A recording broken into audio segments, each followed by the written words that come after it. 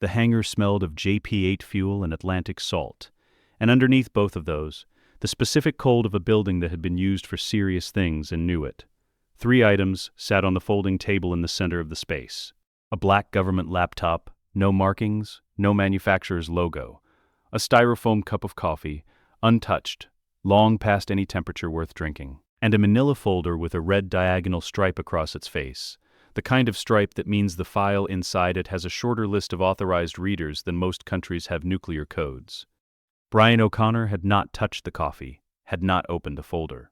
He stood with his arms crossed and his jaw set in a way that Mia had spent years learning to read. Not anger, not fear, but the specific compression of a man who has already made a decision and is simply waiting for the world to process it. Nobody leaned against the Gulfstream's boarding stairs eating an apple. He ate it with the unhurried patience of a man who had watched 1,000 different versions of this particular moment and was in no rush because he already knew the ending. He let the silence run. Brian spoke first. "She knows the house." Nobody chewed. Said nothing. "She knows the house," Brian repeated, and the second time it landed differently, not as information, but as a weight being set down. "She knows Mia. She knows Jack." He paused, and the pause had a shape to it, the shape of something a man forces himself to say out loud because saying it is the only way to make himself do what needs to be done. "She knows about the baby." Nobody took another bite of the apple. The family is safe right now. Right now. Brian's voice was quiet, precise. The voice of a man who spent a decade learning that emotion and clarity are not the same thing, and that clarity is the one you need when it matters. Right now is what you say when you don't have a strategy. Right now is a position, not a plan. He unfolded his arms, stepped to the table, pressed one finger to the manila folder without opening it. Cipher doesn't retreat. She doesn't get tired. She waits, and she builds, and she comes back with better intelligence and more resources and a more complete map of everything you love. He held nobody's gaze across the folding table. "You know that. I know that. And Dom," he stopped. "Let the words sit there. Dom thinks love is the shield," he said finally. "Sometimes it is. But not against someone who has spent 3 years studying the layout of the shield and is already working around it." Nobody finished the apple. He dropped the core into a bin beside the stairs, stood away from the plane, and walked to the table. He opened the laptop. The screen loaded a single dashboard. Brian O'Connor, federal badge number, passport record, social security filing, driver's license, medical history going back to 1987, tax records, property deed, the complete documented architecture of a life, every official surface a human being presents to the world, assembled in one place. And a single button at the bottom of the screen. Once I run this, nobody said, it doesn't reverse, legally, officially, with paper trails in 6 separate databases across 4 countries. He looked up. Your family grieves. Dom carries it. Your kids grow up thinking their father. My kids grow up. Brian said it flat. Final. The way you say something when you've been over it enough times that the pain of it has been worn smooth. That's the point. They grow up. They're safe. They have Mia. They have Dom. They have the family. He looked at the screen. This is just architecture. I know how to live without architecture. Can you live without them? The question landed the way nobody had intended it to land. Not as an attack, but as a scalpel, precise and necessary. And for a moment, just a moment, something moved behind Brian's eyes. Not hesitation, not doubt. Grief, clean and complete, passing through him like weather. The specific grief of a man who has done the math and arrived at an answer he would never have chosen, but cannot argue with. I have to, he said. He moved to the laptop. He placed his hand on the touchpad. His hand was steady, and the steadiness of it was not composure. It was something deeper. The steadiness of a man who decided this in the car, 3 hours ago, in the service stop outside Maspalomas, who sat behind the wheel for 3 minutes and 48 seconds, and felt the full weight of what he was about to do, and then reached for his phone anyway. He moved the cursor to the button. He clicked. The deletion ran not slowly, but in cascades, in the way that a digital life ends, which is completely and all at once. Badge records, tax filings, passport flags, the biometric entry in Interpol's secondary database, that had been there since a case in Miami that felt like another lifetime. Health records, property deed, everything that told any system anywhere that Brian O'Connor existed, gone, in batches, in the 37 seconds it took the program to run. Until the screen went to black and showed one line of white text. Identity dissolution, complete. Subject, classified. Status, ghost. Nobody closed the laptop. He slid a different one across the table. No markings. No branding. It booted in 4 seconds and opened directly to a tactical map of 3 continents, studded with colored pins. No name, nobody said. No flag, no home base. You are everyone's margin and no one's credit. You understand what that means. They can't know. Not Dom, not anyone who would tell Dom, because Dom coming to find you is the one variable that burns your cover and probably gets half the people you love killed in the process. Mia knows, Brian said. Nobody looked at him. Brian didn't blink. She stays in, not as a passive contact, as a handler. She is the only person alive I trust to read the field without making it personal enough to blow it open. He paused. She's also the only person who'll tell me if I need to come back. If things go sideways enough that the family needs me visible, she tells me. I trust her read on it more than I trust my own. Nobody was quiet for 4 seconds. In Brian's experience, 4 seconds from nobody meant real consideration. If I say no, then I do this alone, Brian said, without heat, the way you state physics. And you lose the best field operative you've ever run. Mia knows their movement patterns, their emotional pressure points, the specific way Dom makes decisions under stress, and what that looks like from the outside. She is the best early warning architecture I could build. I don't go dark without her as the anchor. Another 3 seconds. Nobody nodded once. One more thing, Brian said.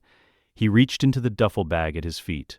The single bag, one bag, 10 years compressed into whatever you can carry when you're leaving everything. And he produced a key fob. Plain, black, hardware store quality. He set it on the table. The Supra stays, he said. I know what it means to people. I know Dom will watch it or make sure someone does. It stays as the symbol, the visible part of the story I'm leaving behind. He looked at the fob on the table. And when I need to come back, not as a ghost, but as myself, I want a car waiting. Nobody looked at the fob. What car? And Brian allowed himself, for the first and last time that night, something that was almost a smile. It didn't reach far. It didn't need to. It was the smile of a man who knows exactly who he's talking about. He'll know, Brian said. Outside, the Gulfstream's engines had begun to spool. The sound built slowly, the way serious things build. Not a snap, not a sudden change, but a steady accumulation of power becoming inevitable. Through the hangar's open bay door, the Atlantic was black.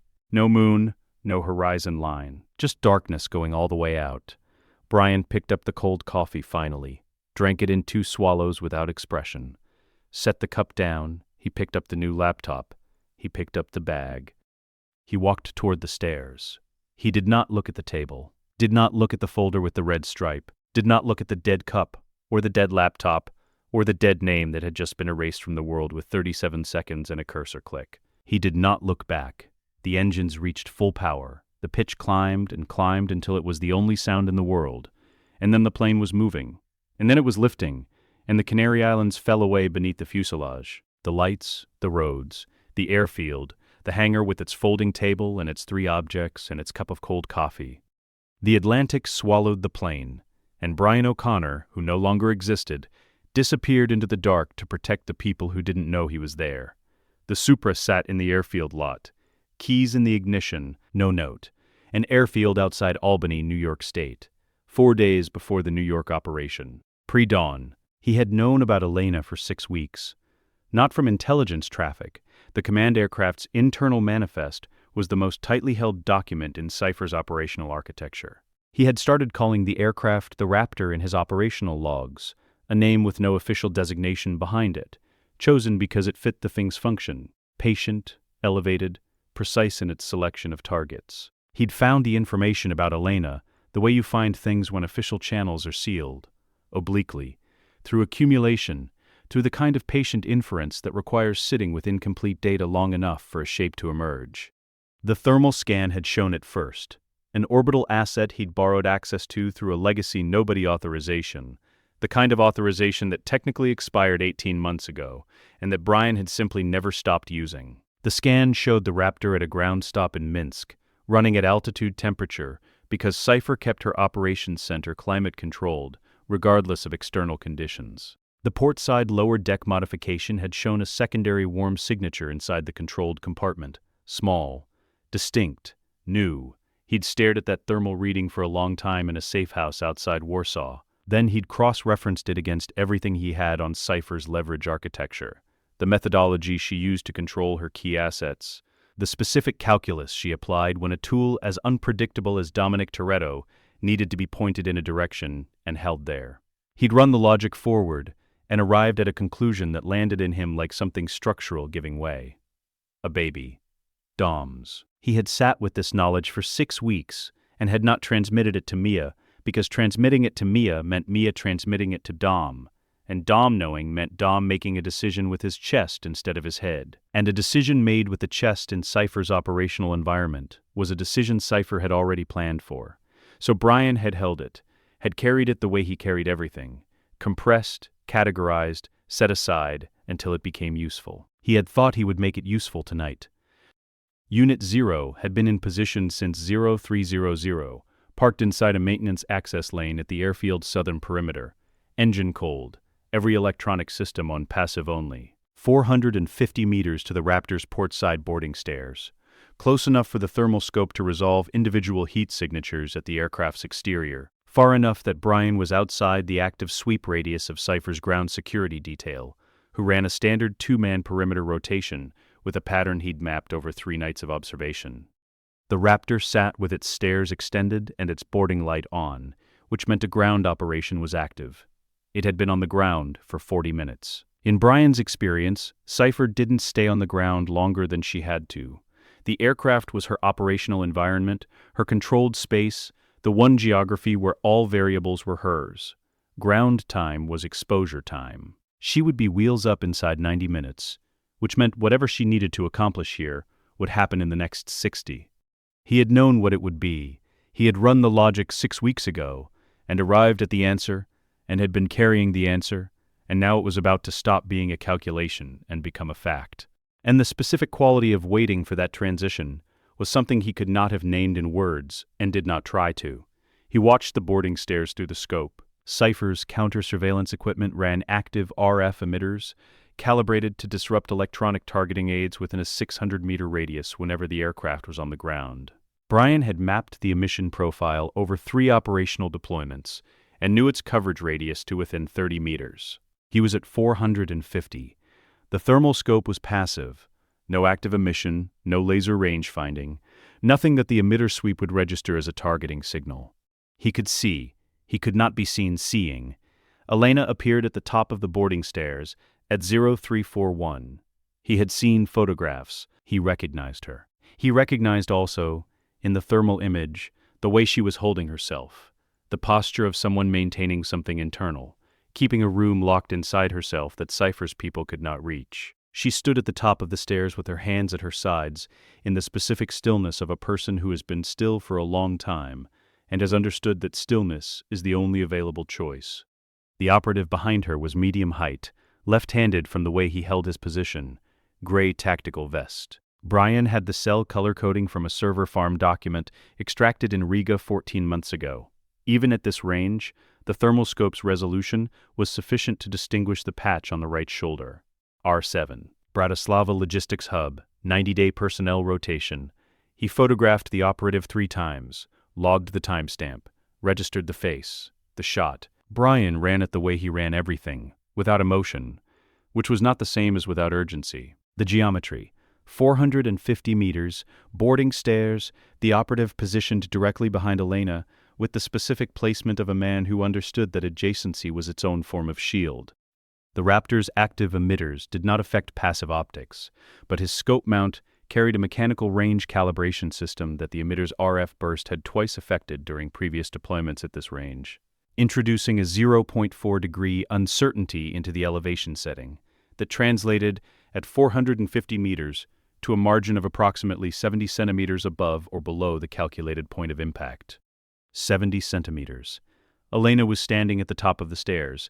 He turned the calculation over 6 times. He changed his assumptions about the emitter's burst cycle, about the specific angle the stairs created, about the operative's exact position relative to Elena's profile as seen from his line of approach. The answer didn't change. At 450 meters, with a 70-centimeter margin of uncertainty introduced by the emitter at this range, and with the operative positioned directly behind a target he could not risk hitting, the shot was not a shot. It was a probability distribution that included Elena Neves in the radius of error, and he could not with anything he was willing to live with, except a probability distribution that included Elena Neves. He stayed still. He breathed the way he had been trained to breathe. He watched through the scope with the focused patience of a man who has learned that watching is sometimes the only action available, and that accepting this without flinching is its own form of discipline. The shot he couldn't take was its own kind of weight. He had been carrying a lot of weight for 3 years, and he had learned to carry it cleanly, and he added this to the inventory and breathed. The suppressed weapon's sound reached him across the 450 meters as a flat, compressed report that the pre-dawn air carried without fraying. He heard it, and his body knew what it meant before his mind completed the sentence, and he was already moving in the scope. Elena fell. He held the scope on her for 2 seconds. Then he moved it to the R7 operative, who was stepping back with the clean body language of someone completing a task rather than committing an act. Left-handed, red patch, face in the scope, clear, documented, photographed 3 times already. Brian remained in position for 4 minutes. This was 4 minutes longer than protocol allowed. Extended position in an active ground operation increased detection risk. Cipher's perimeter sweep would complete a second rotation cycle inside that window, and the margin between his position and the sweep's inner radius was not generous. He stayed 4 minutes anyway. He breathed. He performed the inventory, not suppression, which builds pressure, but triage, which was what nobody had taught him and what he had refined through 3 years of practice into something more precise than what nobody had described. Identify the thing. Name it. Give it its actual name, not a smaller one. Set it beside the mission. Elena Neves is dead. You could not prevent this. The reason you could not prevent this is documented in 6 calculations and is not a failure of will or a failure of preparation. It is the mathematics of the situation Cipher constructed. And Cipher constructed it, knowing these mathematics and that is important intelligence about how she thinks. He named it. He set it down beside the mission. Then he took out his camera and photographed the R7 operative twice more as the man descended the boarding stairs and crossed toward a vehicle that was already running. The Raptor's boarding light extinguished. The stairs retracted. The aircraft began its departure sequence. Brian counted 45 seconds after it started moving before he started Unit Zero's engine. He had 4 days before New York. He used them. New York City, a drainage access point beneath the FDR Drive. 6:14 a.m. 4 days later, the maintenance bay was not technically a maintenance bay. It was a gap in the highway's support architecture. A drainage corridor wide enough for a single vehicle if you folded the mirrors and committed to the angle. Dry enough in February if you arrived before the morning condensation settled on the concrete walls. Brian had found it 9 days earlier. He'd driven the route twice, once at noon, reading traffic flow and camera coverage, once at 3 a.m., timing every variable that daylight hides. He had a specific number for every distance that mattered. He had been in position since 6:14. The city was still deciding whether to wake up. Unit Zero sat with its engine off. The matte Obsidian R35 pulled zero visual attention in the shadow of the overpass. It was the color of infrastructure, the color of a thing that belongs exactly where it is. On the center console, the tactical display ran a live satellite feed of Manhattan in amber and gray. Warm orange signatures for vehicle engines, cool gray for asphalt and glass, and the specific cold of a city that doesn't know yet what's about to happen to it. Brian watched a cluster of signatures 4 miles north. They were moving wrong.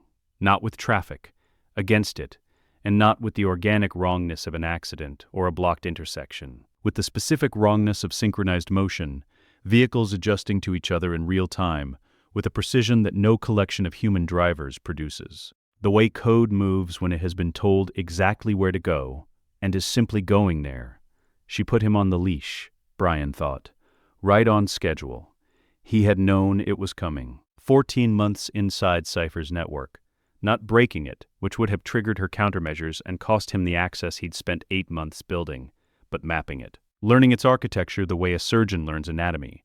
Not to damage, but to understand, because understanding is what lets you find the one place where a single precise pressure changes everything.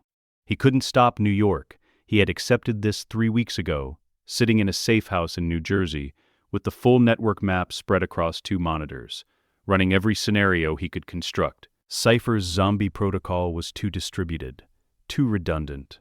She had spent years engineering it against exactly the kind of targeted disruption that Brian could deliver. Any direct attack on the command signal would be detected, traced, and used to map his own position back to him. But a distributed system has distributed weight. And distributed weight, under the right kind of pressure, develops a lean. His earpiece ran the police band unscrambled. He listened to dispatch try to process what was coming. A mass vehicle event, no driver response, no apparent cause. The language of the reports escalating from confusion to controlled alarm to something beneath alarm that the dispatchers were professionally trained not to say out loud. He heard in the texture of those voices exactly how much time he had before the grid locked and his window closed.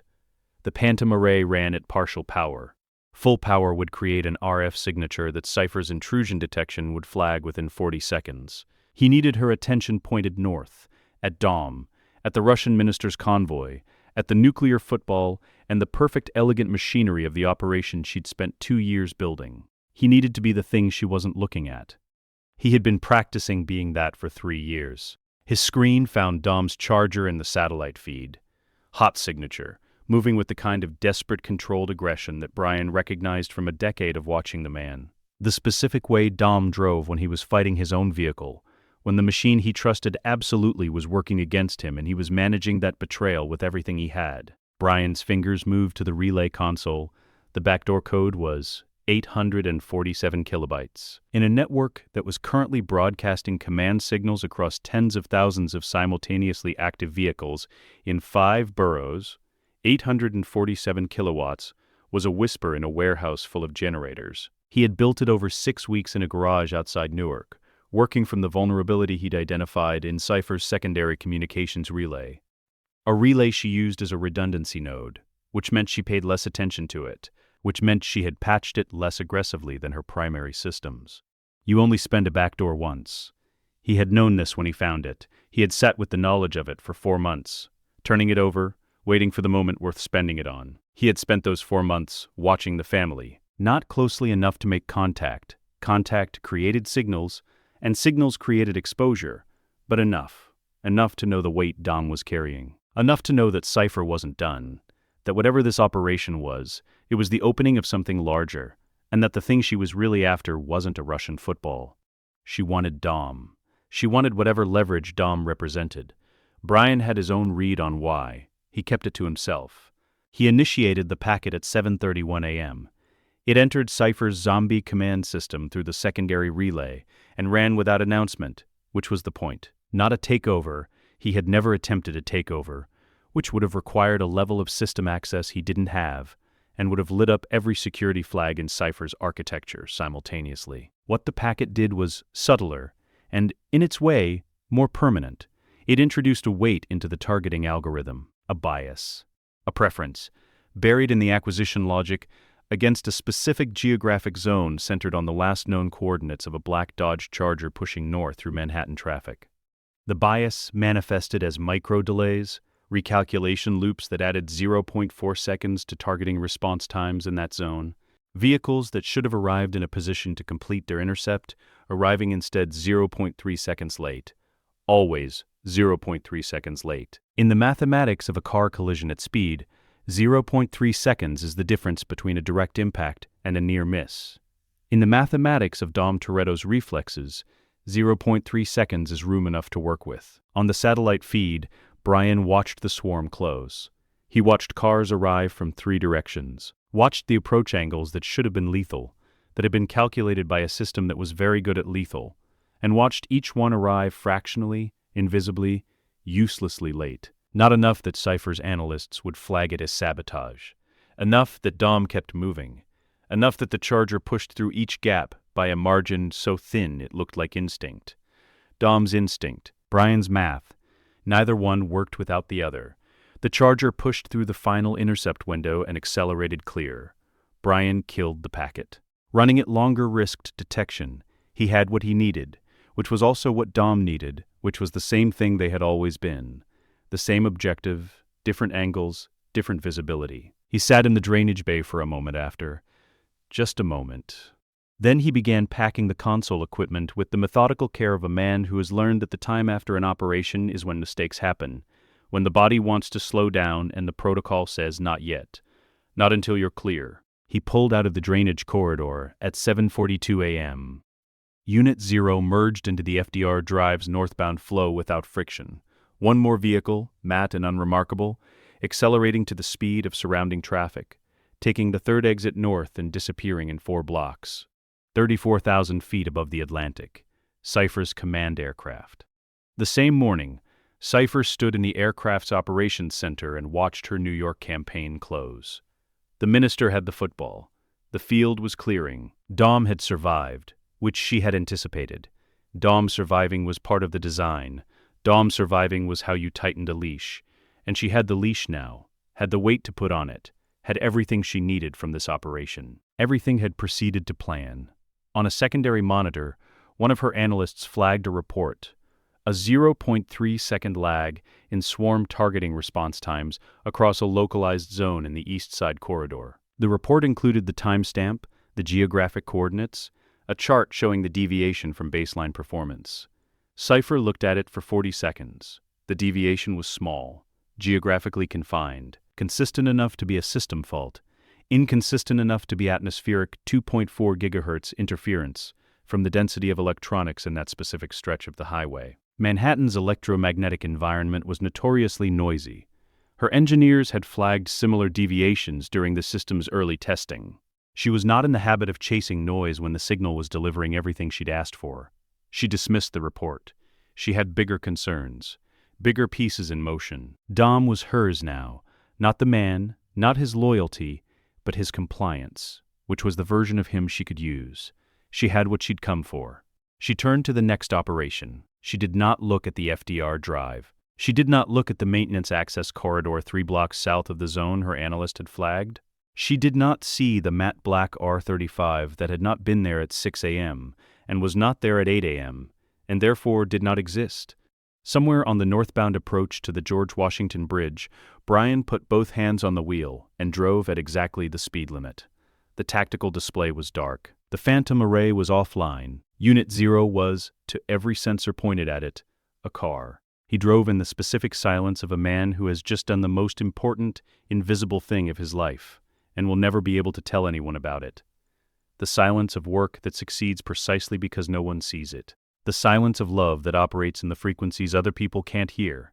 On the satellite feed, still running, minimized, a small window in the corner of the display, the charger was moving west. Intact, hot signature, strong, Dom's driving pattern, the specific fingerprint of the way he uses throttle that Brian had been reading for 15 years. Alive by 0.3 seconds. Brian watched it for another moment. Then he closed the feed and drove north, and Manhattan fell behind him, and the bridge opened up ahead over Gray River water, and whatever Cipher thought had happened in New York, whatever clean. Complete story she was telling herself about the morning was missing one variable she hadn't thought to look for. One variable parked under a highway, 3 years into the dark, and she still didn't know he was there. The transmission to Mia's dead drop was composed in the van, parked in a service lot in Bayonne, engine running, heat up because his hands were colder than they should have been, and he needed them functional. He kept it short. They had agreed on short. R7 operative. I have him. Beginning extraction of Cipher's cell structure through this thread. Timeline, 5 years minimum to full network mapping. I couldn't save E, I'm sorry. That is the price of the ghost. Tell no one. Keep the table warm. He read it back once. Then, he added the 2 letters at the bottom, the ones that meant, I'm alive, the ones that meant, the children are safe, the ones that meant, I haven't stopped, okay. He transmitted it. He sat in the van and watched the service lot and let the heater run. 5 years. 5 years to follow R7 back through the cell rotation, through the Bratislava hub, through the shell company layers and the offshore accounts, and the financial architecture that Cipher had spent a decade constructing to be invisible. 5 years to build a map so complete that it became the most valuable single piece of intelligence in the Western Hemisphere. He had started this work for Dom. He had started it because Dom was in Cipher's hands, and the only way to give Dom his freedom back was to take apart the machine that held him, piece by piece, in the dark, from the outside. He continued it now for Elena, not as grief. Grief was a luxury, and he had filed it correctly, named, set aside, available when there was a later, unusable until then. He continued it as architecture, as the cold, patient, methodical construction of a weapon that would one day be pointed at the center of everything Cipher had built and fired. The R7 operative had a face. The face had a cell designation. The cell designation had a hub. The hub had a financial thread. The thread led somewhere. Brian would follow it to the end. He put the van in gear. Outside, New York settled into the gray afternoon, and somewhere above it, Cipher's aircraft was climbing back to altitude, carrying Cipher and her certainties and her complete picture of how the day had gone. The picture had one thing wrong in it, one variable she hadn't counted, hadn't mapped, hadn't accounted for in any of her architecture. A man in a service lot in Bayonne, sitting with cold hands and a heater running, who had been up since 0300 and had watched something irreversible happen and had named it correctly and set it beside the mission, and was already working on what came next. The torque sensor was the first thing. Dom had found it 3 weeks after New York, during a routine teardown of the Charger's front suspension. The kind of teardown he did every few months, not because anything was wrong, but because knowing a car completely was a form of respect, and respect was something Dom Toretto paid in full. He'd been pulling the steering column assembly when his fingers found the sensor housing, aftermarket integrated cleanly into the column's existing bracket architecture, wired into the CAN bus through a tap so precise it had added zero measurable resistance to the circuit. He'd held it for a long time. Professional grade, the kind of component that cost $800 in a performance catalog, and considerably more than that when it was installed by someone who understood the column's geometry well enough to make the integration invisible. He knew his own work. He knew Tasia's work. He knew the signature of every hand that had touched this car in the last 3 years. This was none of those hands. He'd assumed, eventually, that he'd installed it himself and forgotten, that it had gone in during one of the nights when he'd been working late enough that the work became automatic, the hands moving without the mind fully engaged. He'd told himself this because the alternative required a shape he wasn't ready to give it. He'd moved on. The fuel management chip was the second thing, and the fuel management chip he could not explain away. He found it on a Tuesday morning in the kind of California light that makes everything look like it has nothing to hide. He was pulling the ECU housing for a firmware update.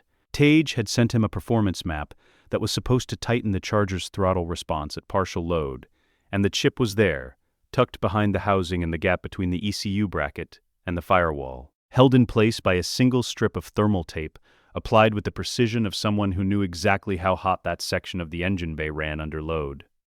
No markings, no manufacturer's logo, a proprietary board layout that he didn't recognize from any catalog he had ever studied. And Dom Toretto had studied a great many catalogs. He took it to the best mechanic he knew, a man named Cortez, who had been tuning imports on Sunset since 1991, who had hands that could read an engine the way other people read text, who had seen more proprietary hardware than most engineers saw in a career. Cortez had examined it under magnification for 20 minutes without speaking. "This is not commercially available," Cortez said finally. "Whoever built this was working from first principles." He turned it in the light, studying the trace architecture on the board's reverse side. Custom fuel optimization algorithm, not an adaptation of existing code. Original. I'd need 6 months and $40,000 to reverse engineer what they built here. He handed it back with the careful hands of a man returning something that doesn't belong to him. "Where'd you get it?" "Found it," Dom said.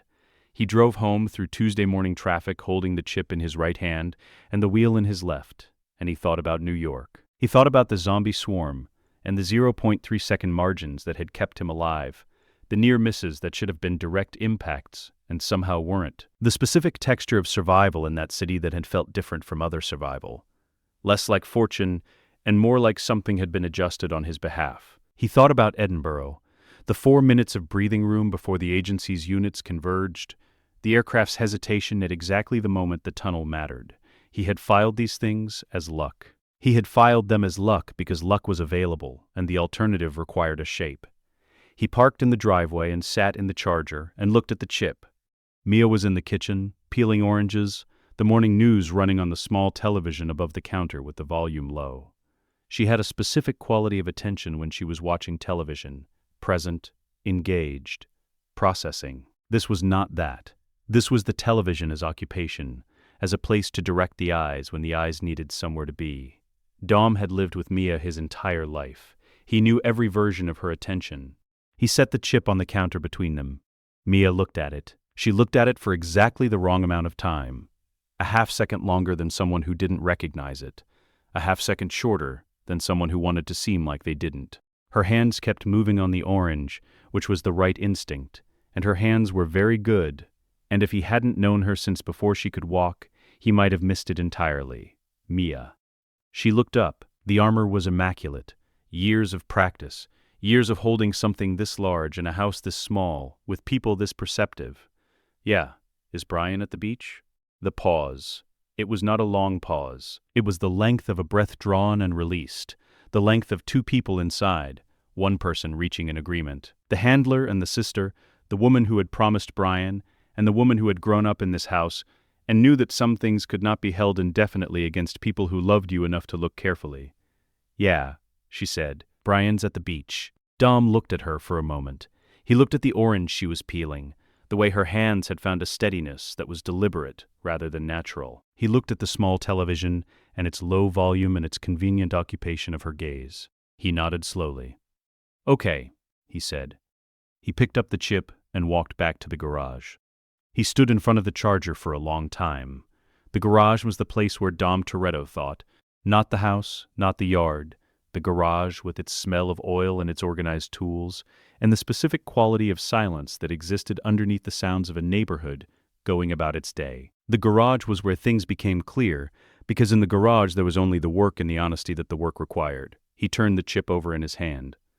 Custom algorithm. First principles. Someone who understood the Charger's fuel system well enough to build an optimization from scratch, which meant someone who had spent time with this specific car, this specific configuration. Someone who knew it the way you know something you love. He thought about who knew this car.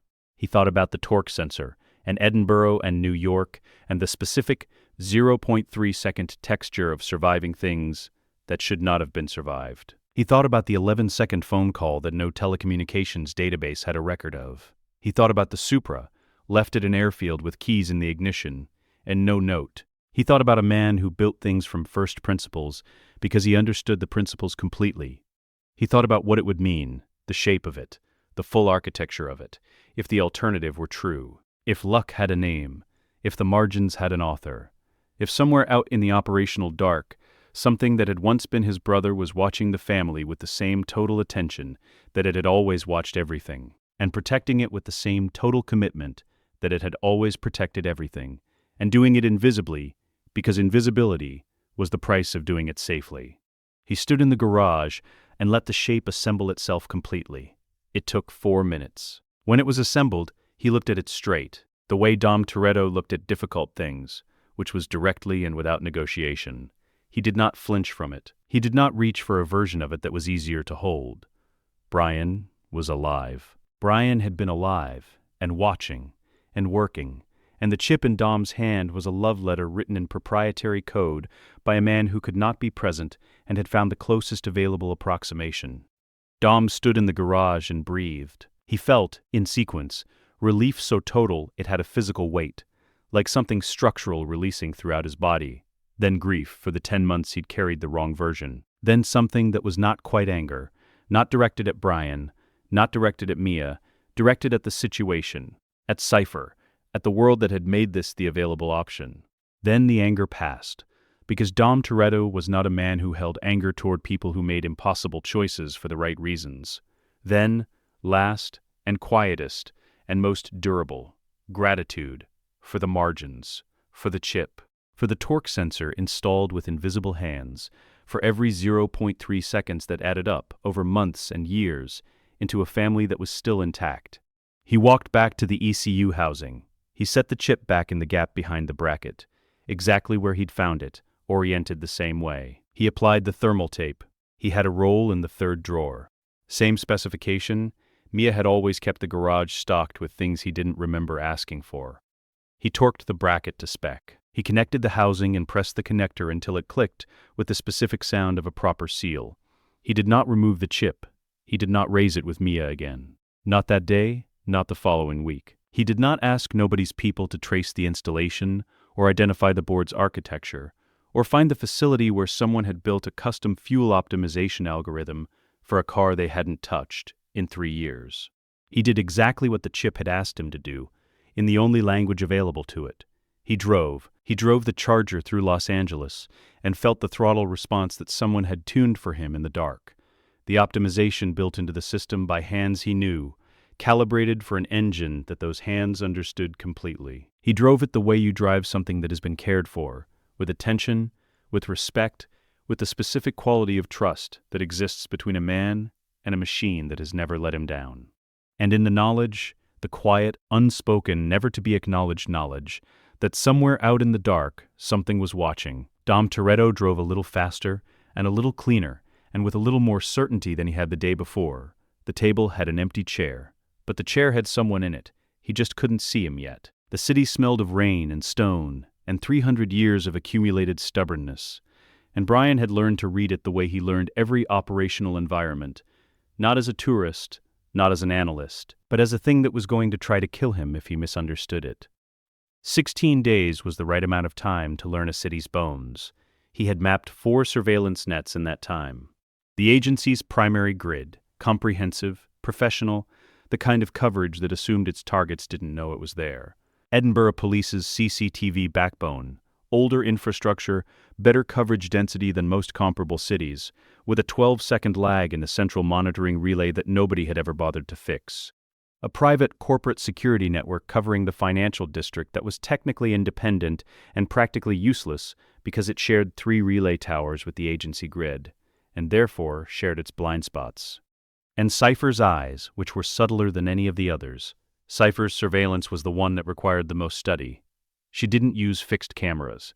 She used behavioral monitoring, pattern recognition algorithms running across existing infrastructure, flagging anomalies in foot traffic, vehicle flow, the specific microdeviations in human movement that indicate someone who is operating rather than simply living.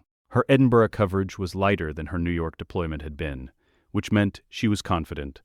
Confidence in an operational environment was a blind spot, dressed as a strength. Brian had mapped her gaps. The Cowgate ran beneath the Royal Mile like a shadow, a narrow stone canyon cut into the medieval underbelly of the old town, flanked on both sides by tenement walls thick enough to degrade any signal that tried to pass through them. The RF shadow it created was substantial. Not total, nothing was total, but dense enough that a vehicle running full Phantom array power inside it would appear, on Cipher's monitoring architecture, as exactly the kind of static noise that a system learns to ignore. Unit 0 had been in the Cowgate since 4 a.m. He had known Jacob was in play for 7 months before Edinburgh. The intelligence had come through European traffic monitoring, the kind of ambient operational data that accumulates in nobody's specific file, but exists in the aggregate, readable to someone who had spent 3 years learning what the aggregate looked like when it was trying to hide something. Jacob Toretto moved differently from Dom. Where Dom's operational signature was immediate, instinctive, the signature of a man whose gifts had always exceeded his patience, Jacob's was contained, methodical, the signature of someone trained in the same fundamental environment, but who had spent the years since learning silence instead of speed. Brian had spent 2 weeks with Jacob's movement profile before he could articulate what it reminded him of. It reminded him of himself, the version of himself that had existed before Mia, before the life that was worth protecting, the version that operated because operating was the only available identity. He had set that observation aside. It was not operationally useful, but it stayed. What was operationally critical was this. The agency was treating Edinburgh as capture or kill, and capture or kill scenarios have a specific pathology. They collapse possibility. They eliminate the space where two people who have not looked at each other in 20 years can finally occupy the same room and say the things that have been calcifying in the silence between them. Dom carried the weight of the family's fracture differently from any other weight Brian had ever watched him carry. Not with anger, not with the clean forward momentum that Dom applied to most grief, but with a specific heaviness that sat in him like sediment. Dom needed the confrontation. The specific, brutal intimacy of brothers who have spent 2 decades building separate versions of the same story and need to put those versions in the same room and see which parts survive. Brian could not give Dom that. What he could do was manage the margins around it. At 11:22 a.m., police dispatch traffic began escalating. A vehicle pursuit, on the rooftops, which should not have been architecturally possible, and was therefore absolutely the crew, moving northwest along the old town's upper ridge. Brian triangulated the pursuit trajectory from 3 separate traffic camera feeds he'd quietly tapped into 11 days earlier, calculated the corridor's length against the pursuing vehicle's response time, and initiated his first intervention. The phantom array came up to full power. Inside the Cowgate's RF shadow, the emission profile was contained.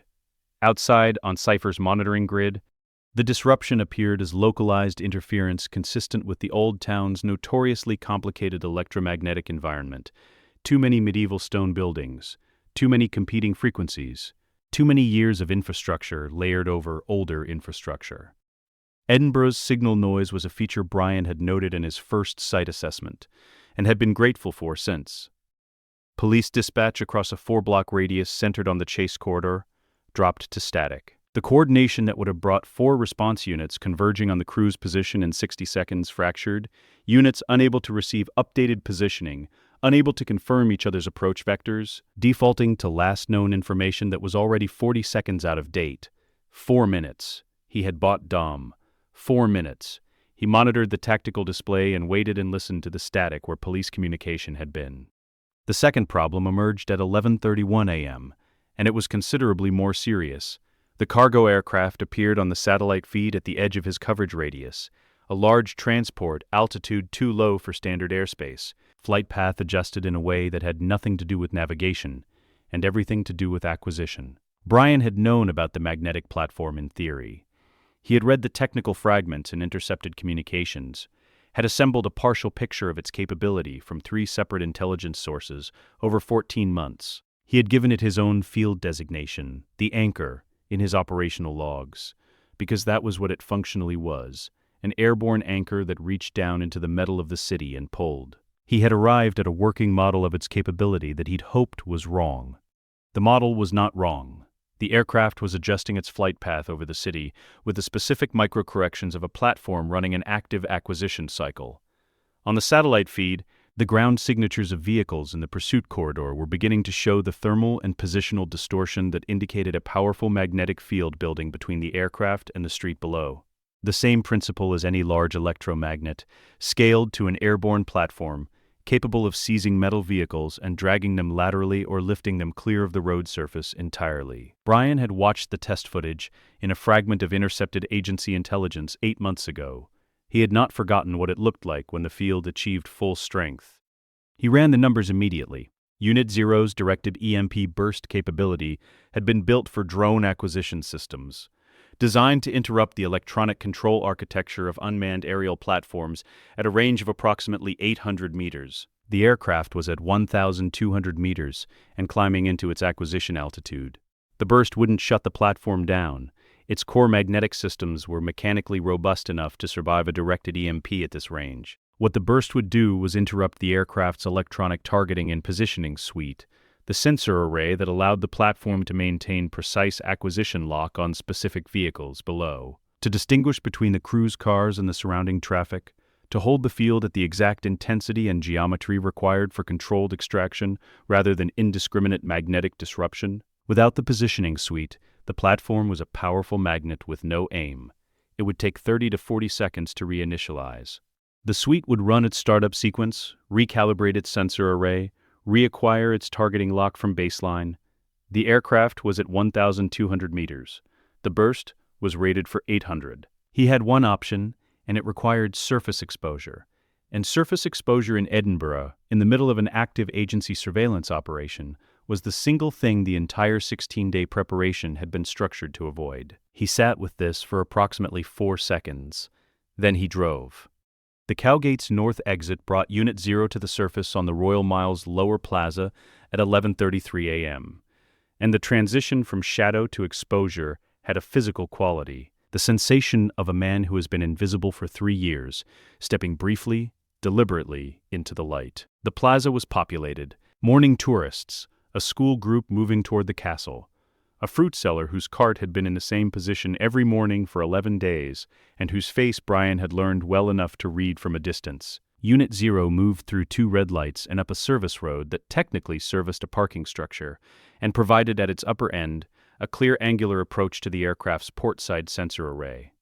He had 1,200 meters. The burst was rated for 800. The gap between those two numbers was not a problem to be solved with technology. It was a problem to be solved with physics.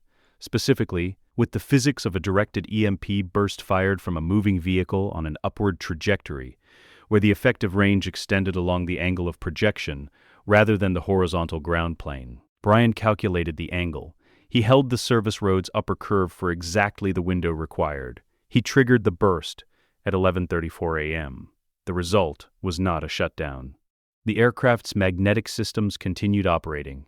The core electromagnet was hardened against exactly this kind of attempt, built to function in contested electromagnetic environments.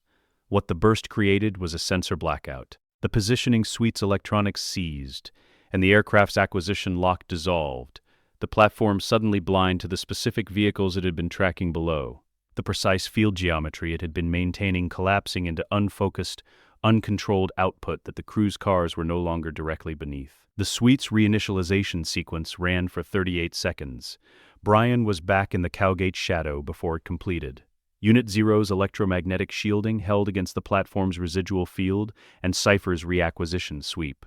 On her monitoring grid, the Cowgate showed a maintenance vehicle. Data artifact, system flagged as recurring environmental noise, trained out of active attention weeks ago. On the satellite feed, Brian watched the positioning suite's lock complete. 8 seconds after Dom and Jacob cleared the tunnel, he sat in the Cowgate for 11 minutes after the aircraft departed the operational airspace. Standard post-exposure protocol, sufficient time for any immediate surveillance response to either materialize or pass, insufficient time to become a fixture that the environment learned to notice. He ran a systems check on Unit 0. He reviewed the Pantom array's power consumption. He replayed the exposure window on the tactical record and confirmed the duration. 41 seconds on the surface, 2 red lights, 1 service road approach, 1 burst, return to shadow. Clean. Within acceptable parameters, if you defined acceptable parameters as he did, which was as any margin that produced the required outcome without generating a traceable signature. The outcome. Dom and Jacob had gone through the tunnel intact. He didn't know what they'd said in there. He would never know, because knowing wasn't his role, and knowing wasn't what the moment needed. The moment needed margins. And Brian had provided margins, and whatever the brothers had found in the space those margins created was theirs. That was the work. Not presence. Margins. He composed the transmission for Mia's dead drop with the economy they had agreed on. Short. Pre-coded where possible. Nothing that retained intelligence value if intercepted. Edinburgh, done. Brothers had their moment. Jacob is alive. Dom got what he needed. Cost, 3 minutes of exposure on surface, no detection. The platform will cause problems downstream. Working on it? How's the table? He sent it. He waited. The reply came in 40 minutes, which was fast for Mia. She was careful with her response timing, varying it to prevent pattern recognition. 2 taps in the dead drop system. The pre-agreed signal for all good.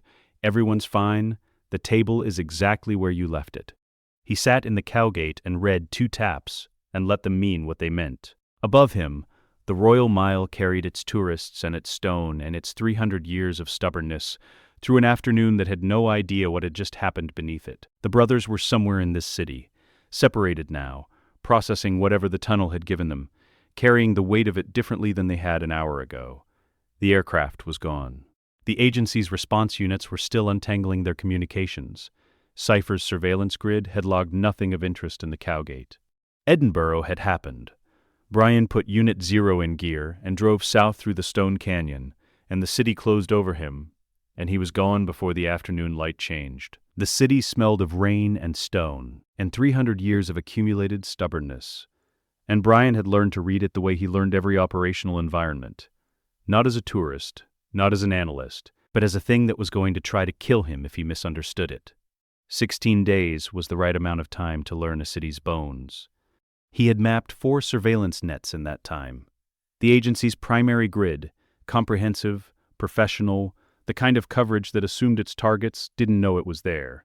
Edinburgh Police's CCTV backbone. Older infrastructure, better coverage density than most comparable cities, with a 12-second lag in the central monitoring relay that nobody had ever bothered to fix. A private corporate security network covering the financial district that was technically independent and practically useless because it shared 3 relay towers with the agency grid and therefore shared its blind spots. And Cipher's eyes, which were subtler than any of the others.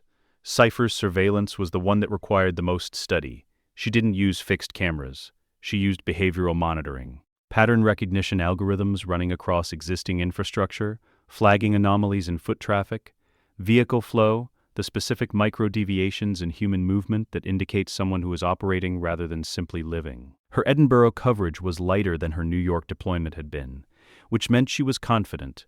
Confidence in an operational environment was a blind spot dressed as a strength. Brian had mapped her gaps. The Cowgate ran beneath the Royal Mile like a shadow, a narrow stone canyon cut into the medieval underbelly of the old town, flanked on both sides by tenement walls thick enough to degrade any signal that tried to pass through them. The RF shadow it created was substantial, not total, nothing was total, but dense enough that a vehicle running full Phantom array power inside it would appear, on Cipher's monitoring architecture, as exactly the kind of static noise that a system learns to ignore. Unit 0 had been in the Cowgate since 4 a.m. He had known Jacob was in play for 7 months before Edinburgh. The intelligence had come through European traffic monitoring, the kind of ambient operational data that accumulates in nobody's specific file, but exists in the aggregate, readable to someone who had spent 3 years learning what the aggregate looked like when it was trying to hide something. Jacob Toretto moved differently from Dom. Where Dom's operational signature was immediate, instinctive, the signature of a man whose gifts had always exceeded his patience, Jacob's was contained, methodical, the signature of someone trained in the same fundamental environment, but who had spent the years since learning silence instead of speed. Brian had spent 2 weeks with Jacob's movement profile before he could articulate what it reminded him of. It reminded him of himself. The version of himself that had existed before Mia, before the life that was worth protecting, the version that operated because operating was the only available identity. He had set that observation aside. It was not operationally useful, but it stayed. What was operationally critical was this. The agency was treating Edinburgh as capture or kill, and capture or kill scenarios have a specific pathology. They collapse possibility. They eliminate the space where 2 people who have not looked at each other in 20 years can finally occupy the same room and say the things that have been calcifying in the silence between them. Dom carried the weight of the family's fracture differently from any other weight Brian had ever watched him carry. Not with anger, not with the clean-forward momentum that Dom applied to most grief, but with a specific heaviness that sat in him like sediment. Dom needed the confrontation, the specific brutal intimacy of brothers who have spent 2 decades building separate versions of the same story and need to put those versions in the same room and see which parts survive. Brian could not give Dom that. What he could do was manage the margins around it. At 11:22 a.m., police dispatch traffic began escalating. A vehicle pursuit, on the rooftops which should not have been architecturally possible, and was therefore absolutely the crew, moving northwest along the old town's upper ridge. Brian triangulated the pursuit trajectory from 3 separate traffic camera feeds he'd quietly tapped into. 11 days earlier, calculated the corridor's length against the pursuing vehicle's response time, and initiated his first intervention. The Phantom array came up to full power. Inside the Cowgate's RF shadow, the emission profile was contained. Outside, on Cipher's monitoring grid, the disruption appeared as localized interference consistent with the old town's notoriously complicated electromagnetic environment.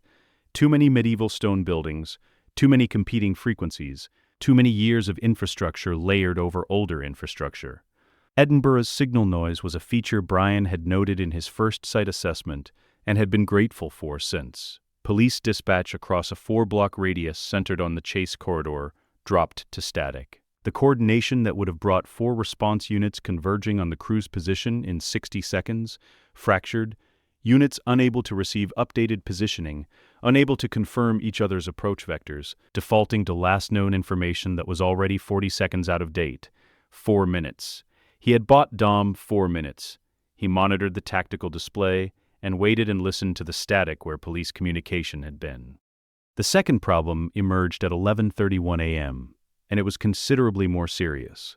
The cargo aircraft appeared on the satellite feed at the edge of his coverage radius, a large transport altitude too low for standard airspace, flight path adjusted in a way that had nothing to do with navigation and everything to do with acquisition. Brian had known about the magnetic platform in theory.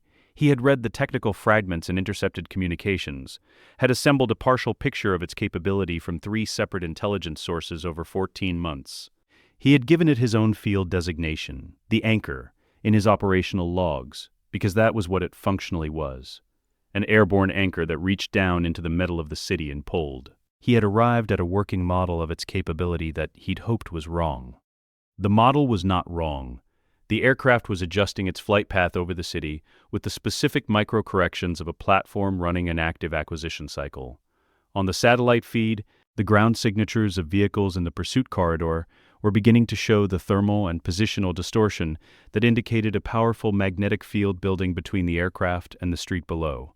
The same principle as any large electromagnet, scaled to an airborne platform capable of seizing metal vehicles and dragging them laterally, or lifting them clear of the road surface entirely. Brian had watched the test footage in a fragment of intercepted agency intelligence 8 months ago. He had not forgotten what it looked like when the field achieved full strength.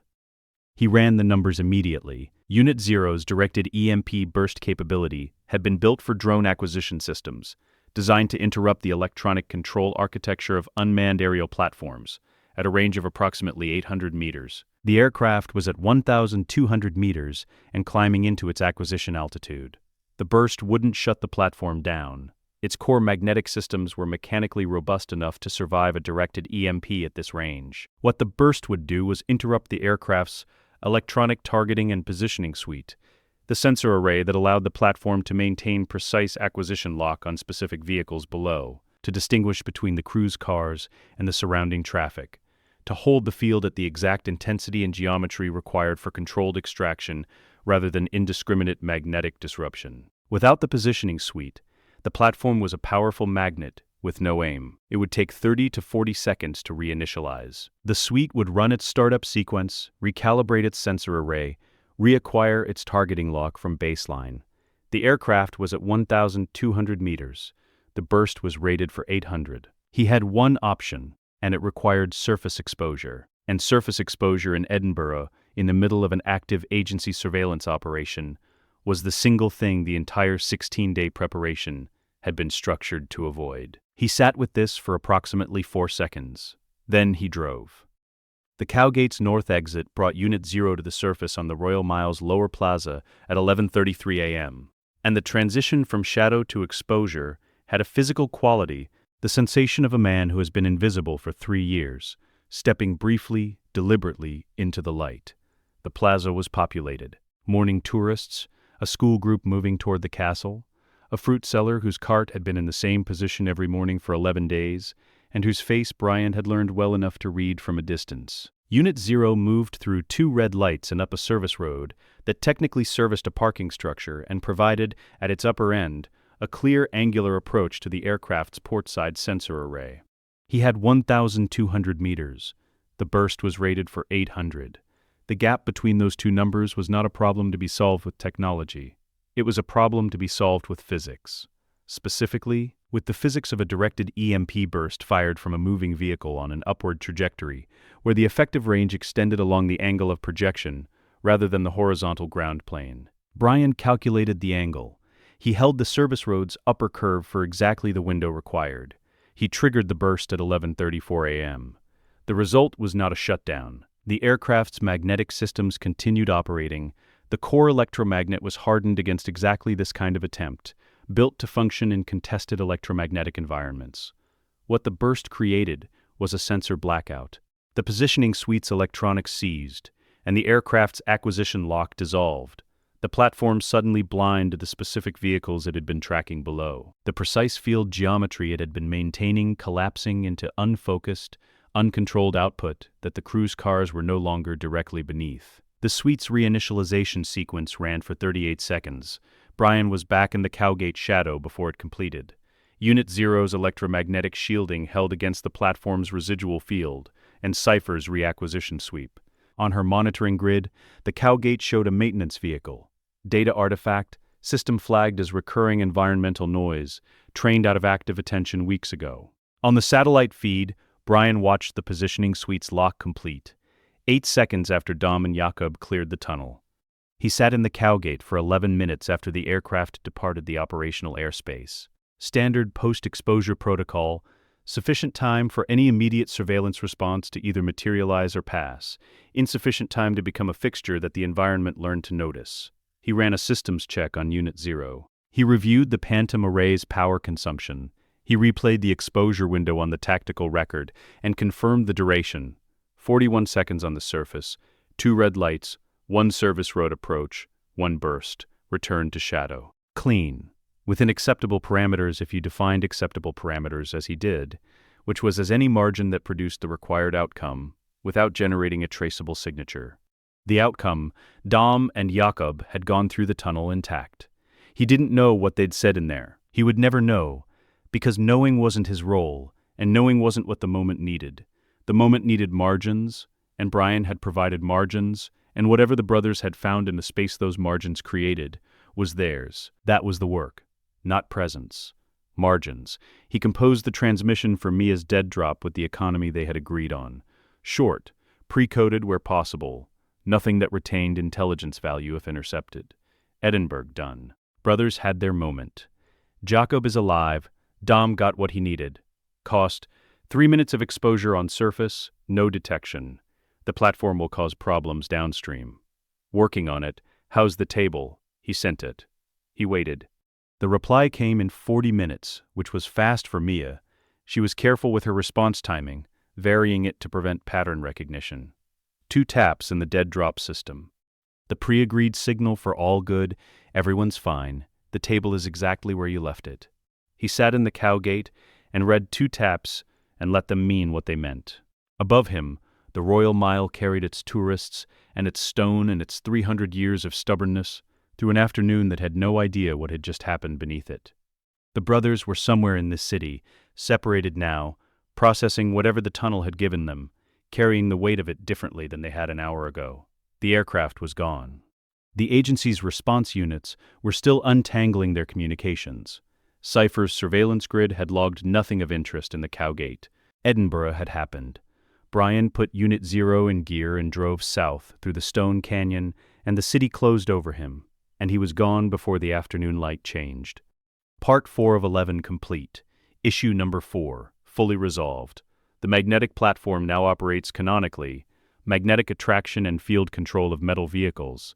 The EMP burst disrupts the electronic targeting suite rather than invented rotating frequencies, and torsion device has been replaced with Brian's own field designation, the anchor, clearly framed as his operational terminology rather than an implied canonical name. Ready to continue to Part 5, the Rome Fast X section, when you confirm. Issue number 5, God's Eye Successor, will be corrected in that section. The invented MacGuffin will be replaced with references consistent with FastX's actual threat architecture. The van smelled of cold coffee and processing power. It had been repainted the specific shade of gray that municipal infrastructure uses in every major European city, the color of a thing that belongs to the city's nervous system rather than to any individual, the color that the eye slides off without registering. The Iveco's body was original. 18 years of honest Italian rust along the lower panels, the kind of surface detail that confirmed age rather than simulating it. Beneath the corrugated steel shell, in the cavity that had once carried commercial freight, sat a tactical operations center that had cost more than the GDP of several small nations, and occupied exactly the footprint available. Brian had been in Rome for 11 days. He had arrived 8 days before the crew. which he'd known was coming because Mia's message had been 14 words. She always kept them short, always pre-coded, never more than a sentence. And 14 words had been enough. Dante Reyes. Rome. The crew inbound. Timeline accelerating. He had known about Dante for 18 months. The flag had come through a legacy nobody monitoring system. One of the automated tripwires that nobody's people had seeded across global financial networks years before his disappearance, designed to surface anomalous capital movements that matched the signature profile of large-scale operational funding. Most of the flags were noise. This one had a pattern beneath the noise, and Brian had followed the pattern the way he followed everything, patiently, completely, without announcing his conclusions, until the evidence stopped leaving room for alternatives. Dante Reyes had spent a decade building something, not quickly. Not with the urgency of a man driven by grief, with the terrible, patient stillness of a man who was certain of his destination, and therefore unbothered by the distance. He had waited, he had acquired, he had learned. And he had not overextended once in 10 years, which was the quality that Brian had found most concerning. Because people who don't overextend are people who understand the difference between appetite and strategy. The Rome operation was the first deployment of whatever Dante had built. Brian had worked out its broad shape, a symbolic attack, a public inversion of the crew's legacy, the Hernan Reyes debt collected not in blood, but in consequence. The specific mechanism had eluded him until 36 hours before activation, when a fragment of Dante's operational communication surfaced through a relay node Brian had been passively monitoring for 4 months. The bomb. Rolling. Rome. He had 36 hours to build a ghost handshake from scratch. The rolling frequency hop protocol was the precise kind of problem that Brian's particular combination of skills had been built for. A problem that required both deep technical understanding and the specific patience of someone who had learned to work alone, without the pressure of expectation, without anyone waiting for the answer. Standard military encryption, 0.8-second rotation cycles. The mathematics were not the obstacle. He had the processing architecture to run the algorithm at speed. The command van's primary drive, carrying enough parallel processing power to brute force encryption keys that would have taken conventional hardware weeks. The obstacle was time to handshake. A legitimate node on Dante's network carried a pre-shared cryptographic seed established during system initialization. Without the seed, a ghost handshake meant predicting the rotation pattern from observed behavior rather than known architecture. He had 8 months of Dante's network RF emissions data stored on the primary drive, 8 months of passive collection from orbital assets and ground-based relay nodes, assembled fragment by fragment across multiple operational theaters. He had run the rotation pattern analysis 6 weeks earlier, as a contingency, not because he'd known this specific operation was coming, but because preparation for contingencies was the only form of certainty available to a man working alone. The analysis had produced a rotation predictability of 73%. He had looked at that number for a long time when it came back. 73% was not sufficient for a direct intercept. A direct intercept required the kind of certainty that allowed you to commit to a single action in a 0.8-second window, with no fallback position. 73% in a 0.8-second window against a rolling key meant a 27% probability of initiating an intercept that Dante's system would recognize as unauthorized, flag as a hostile intrusion, and potentially used to trigger an immediate manual detonation. 73% was not a direct intercept number. It was, barely, a ghost handshake number. The ghost handshake did not attempt to command the system. It did not try to take control of the detonation trigger or override Dante's activation signal. It inserted itself as a relay confirmation, a redundant acknowledgement that the rolling signal believed was its own echo, a reflection of its own transmission bouncing back through a node that had no business being there, but that the system's verification architecture was not designed to exclude. When Dante's trigger sent its activation command, the command would receive confirmation, standard, expected. Then, 0.4 seconds later, it would receive a second confirmation, Brian's relay node, mimicking the first confirmation structure with a micro discrepancy in the timestamp signature.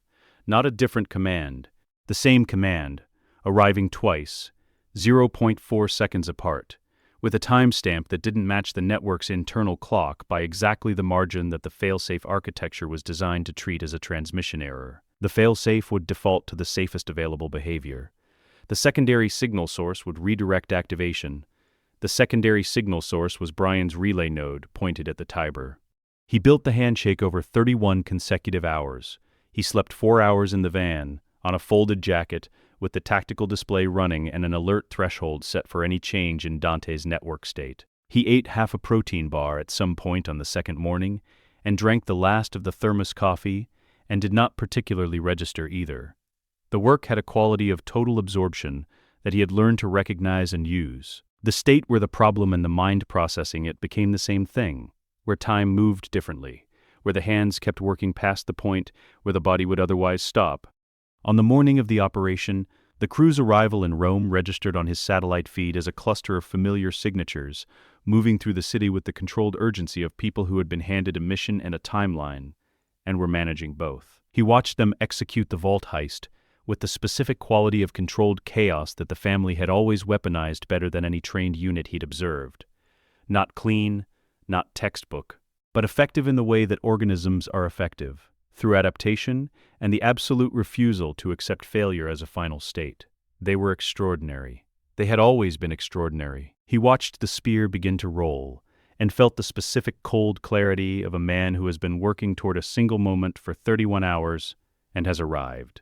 The spear was larger than he'd modeled from the fragment intelligence. It moved with the momentum of something that understood its own mass, not fast initially, but building.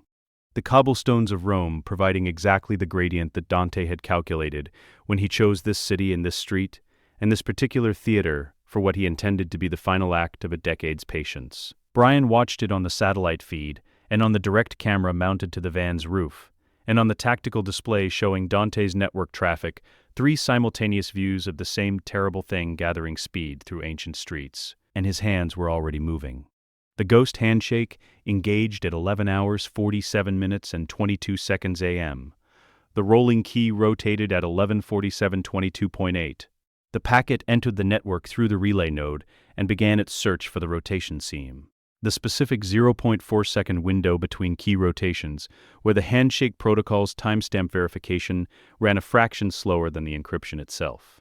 Finding it required the 73% predictability model and 3 additional layers of real-time adjustment based on the network's live behavior, adjustments that the 31 hours of construction had built in as adaptive logic rather than fixed parameters. At 11:47:23.4, the handshake found the seam. At 11:47:23.4, the redundant confirmation inserted. At 11:47:24.1, the failsafe registered the timestamp discrepancy. At 11:47:24.1, the secondary signal source became active. At 11 hours, 47 minutes and 28 seconds, the sphere changed trajectory. It was not a dramatic change. It was the change of a guided system receiving updated guidance, a smooth, physics-consistent arc that redirected the sphere's momentum toward the Tiber Bridge with the same purposeful certainty it had carried toward the Colosseum. The sphere did not know it had been deceived. It was doing exactly what it had been told to do. It had simply been told to do something different. Brian watched it hit the water. The impact was significant.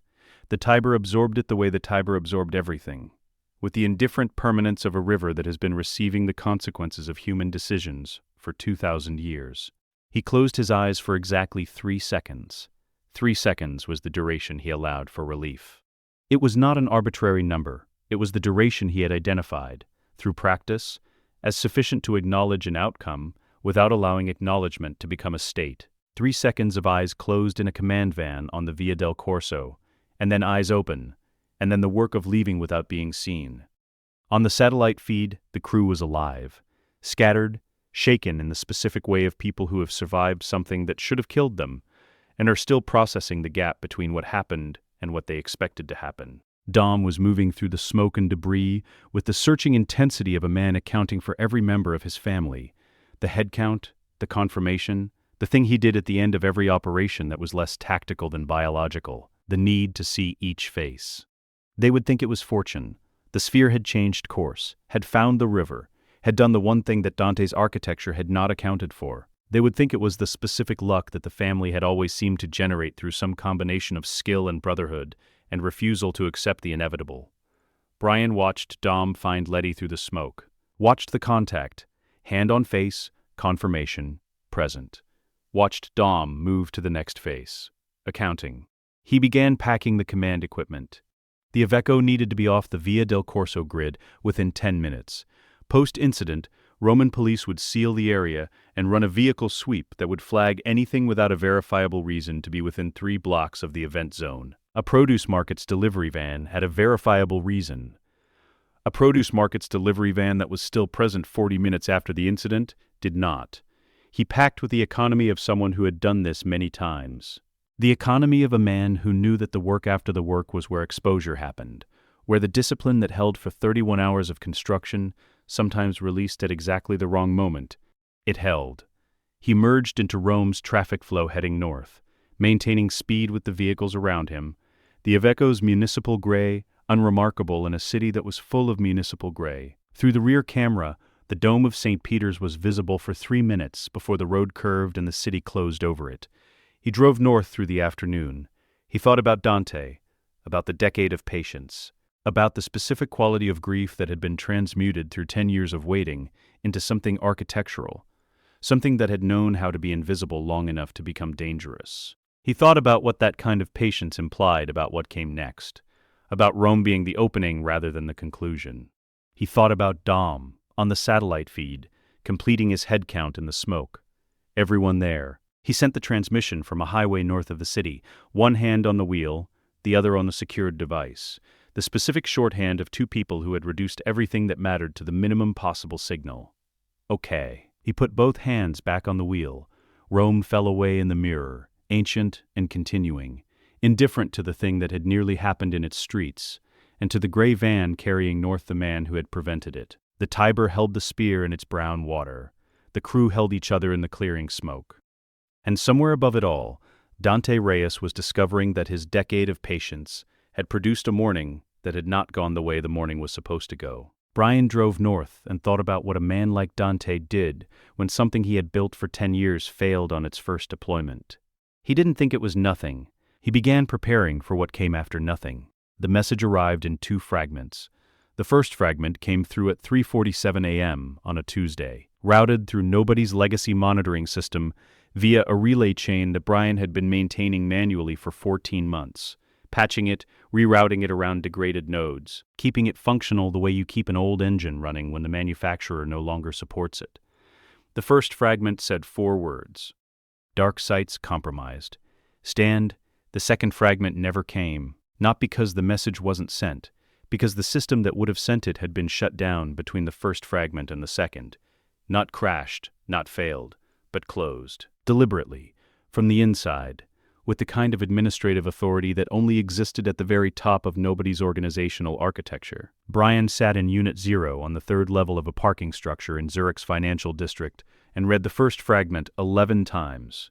He read it until the 4 words had given him everything they were going to give him. Then he put the device down and looked through the windshield at the concrete wall 6 feet in front of him, and thought. Mr. Nobody was gone.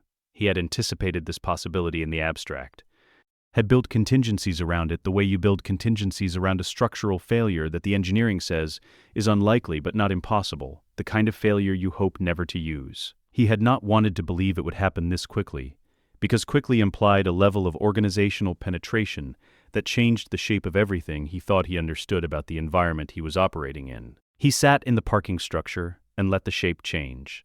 It took 40 minutes. When it was done, it was larger than before and considerably darker, and it had a name at its center that he had been watching for 14 months without allowing himself to draw the conclusion that the data had been pointing toward. Ames.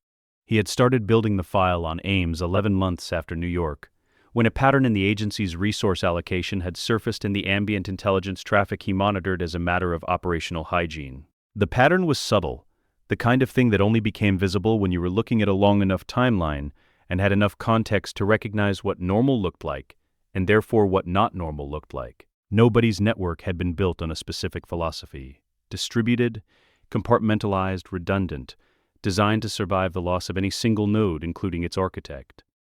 Every asset had independent access keys. Every cell had its own operational authority.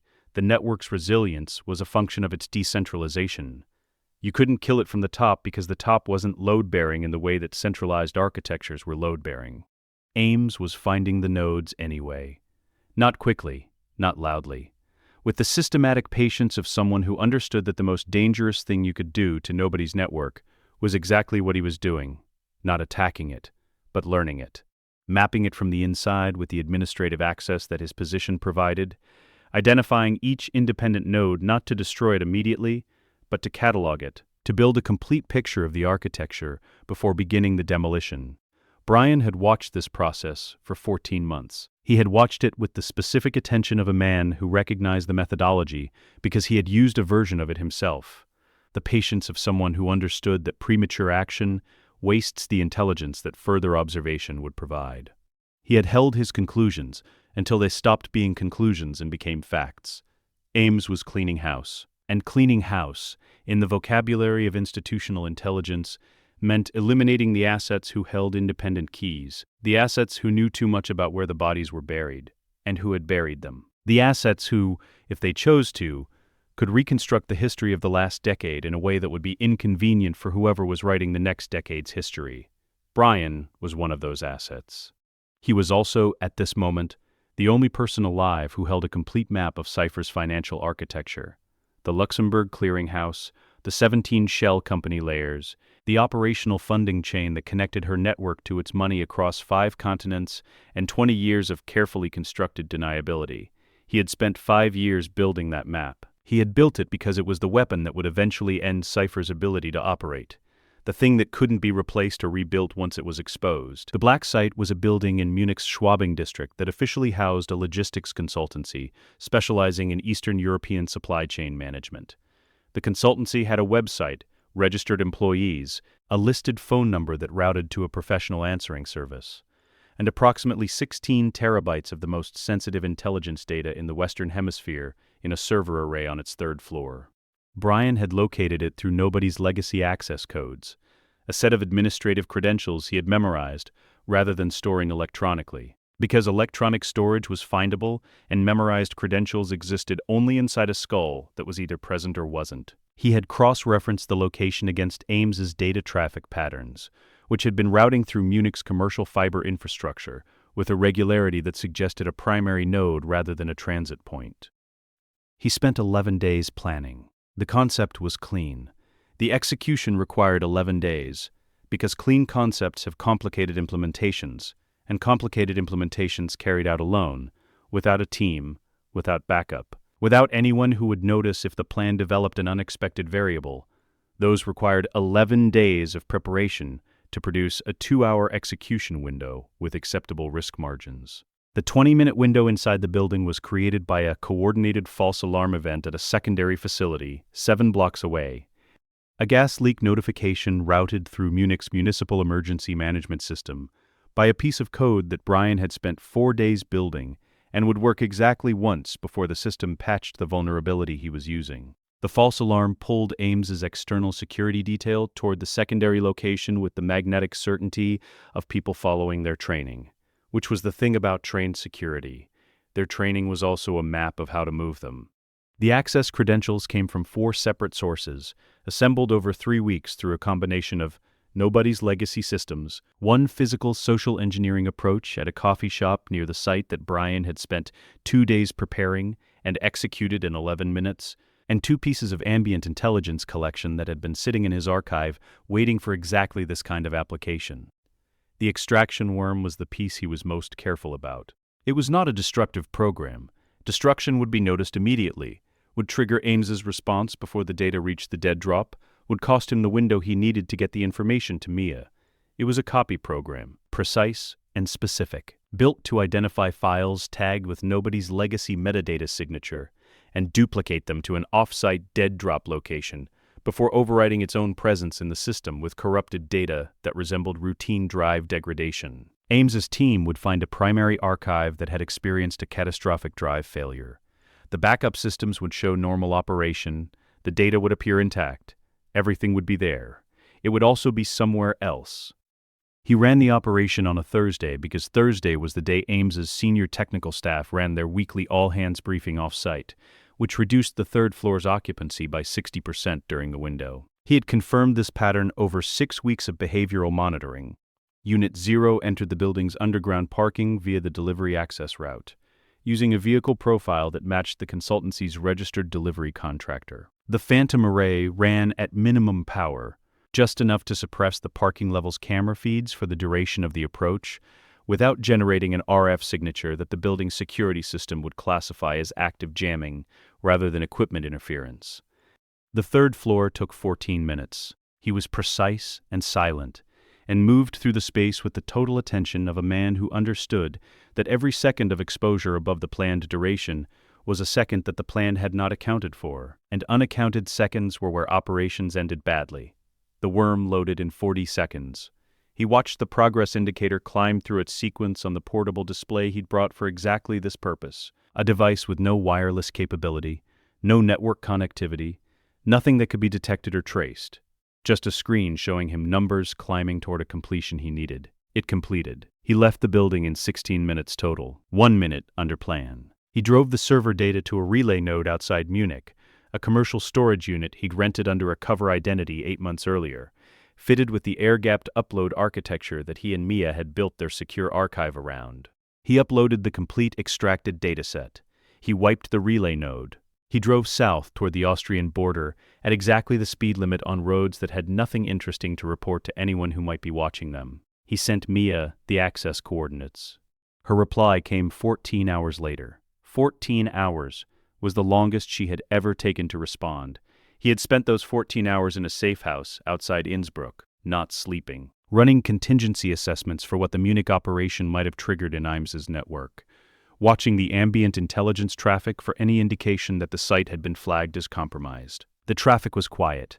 The false narrative, catastrophic drive failure, data intact, nothing to investigate, was holding. When Mia's confirmation arrived, it was 3 words outside the standard protocol. Brian, my God. He read it twice.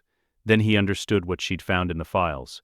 Not just Cipher's financial architecture, not just the Luxembourg clearinghouse and the shell companies and the operational funding chain, something larger, something that extended into the history of the last decade of the family's life, into the architecture of everything Dom had been fighting, the full picture of who had been pulling which strings, and toward what end and why the crew had been the specific target they had been for so long.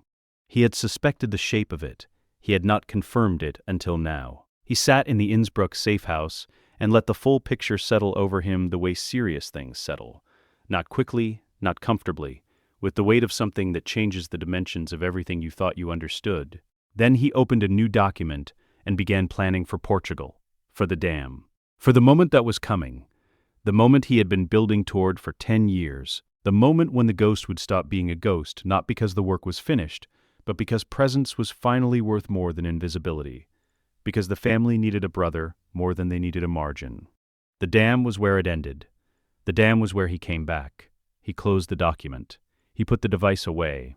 He sat in the Austrian dark and thought about Dom on a dam in Portugal with his son and the knowledge that there was no more road. And he thought about a car in a garage in Seville that had been waiting for 10 years, and he thought about 11 seconds on a phone call and a key on a table, and a word that had kept 2 people alive across a decade of dark water. Okay. He picked up the device again. He sent the 2 letters to Mia's dead drop.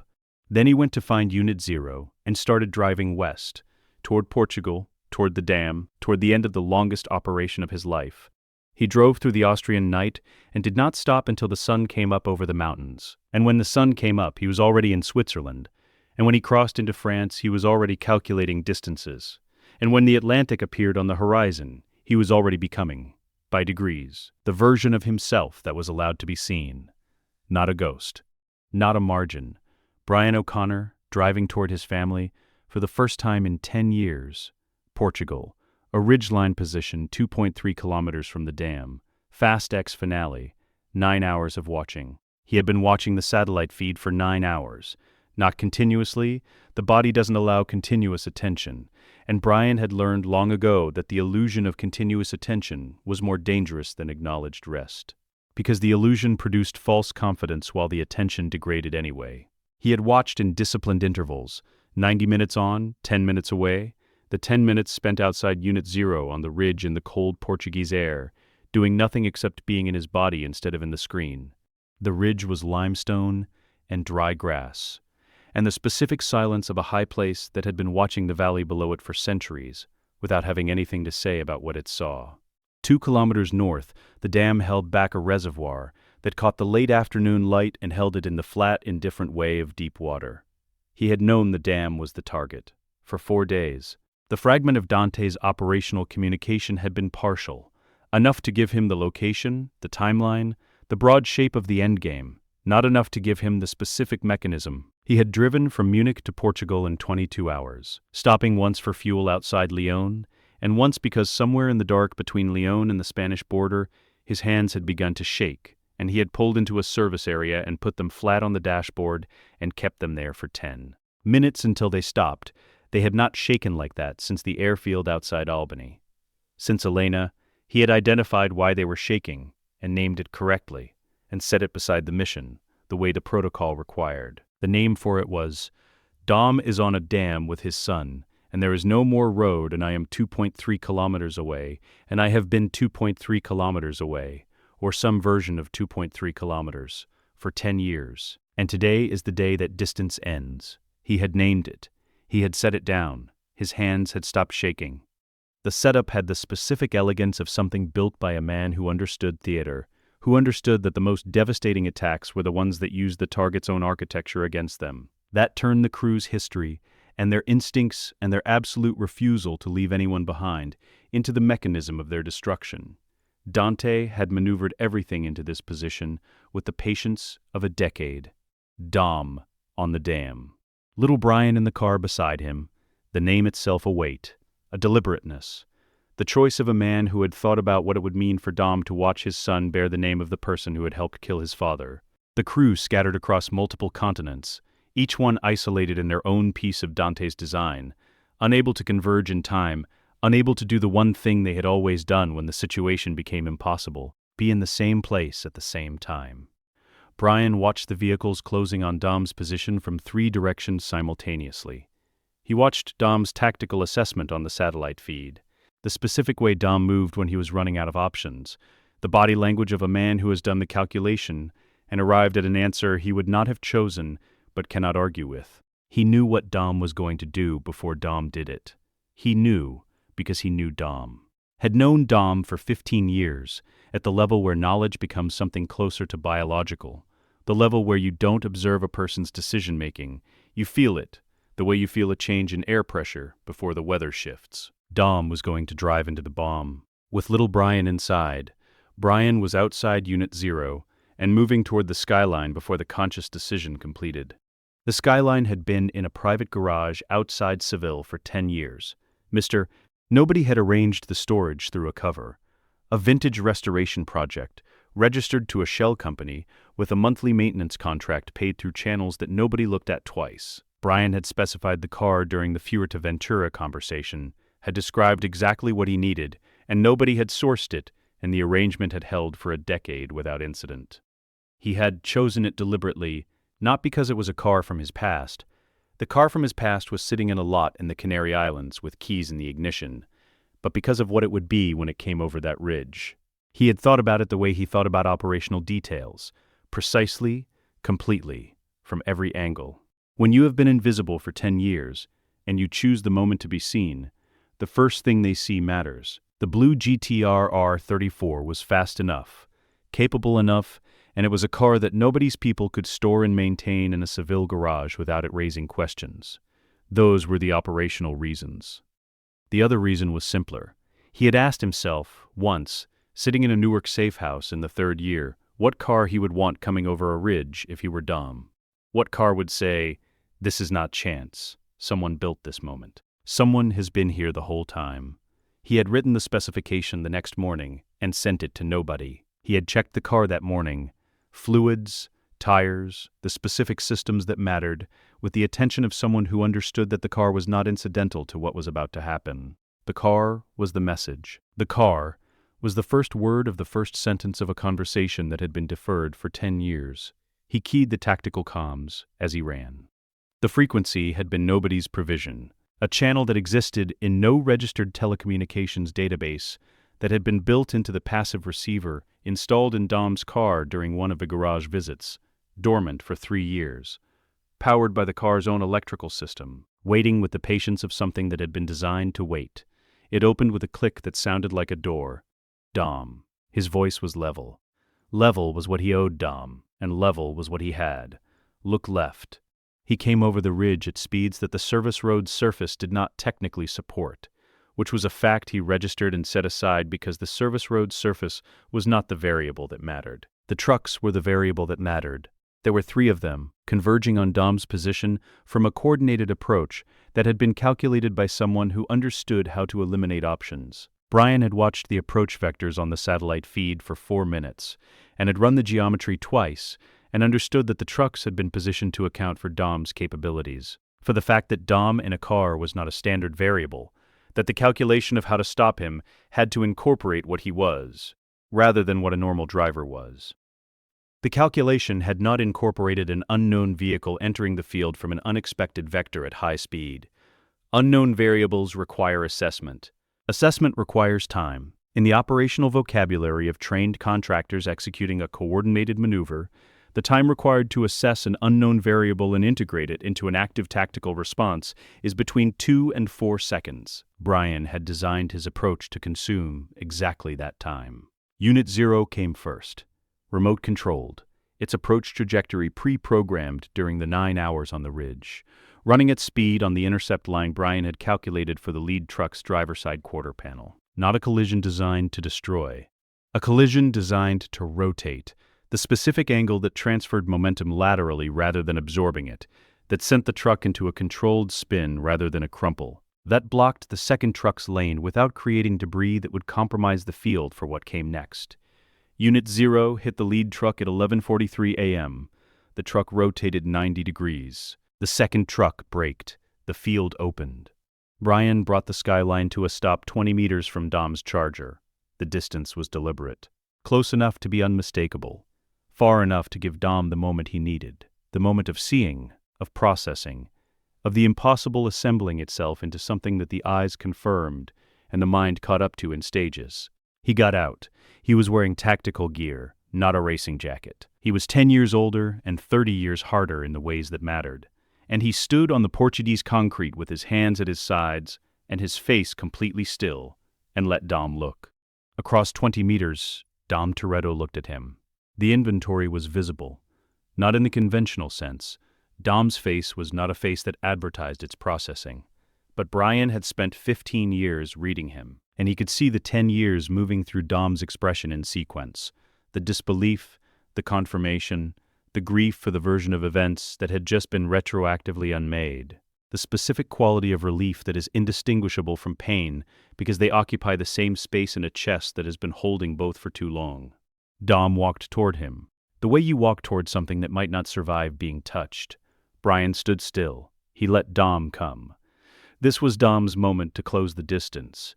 Not his. He had been closing distances invisibly for 10 years. Had been present in every margin and every 0.3-second window, and every chip installed behind an ECU housing, and now he stood still and let the man he had been protecting come to him, across 20 meters of Portuguese concrete.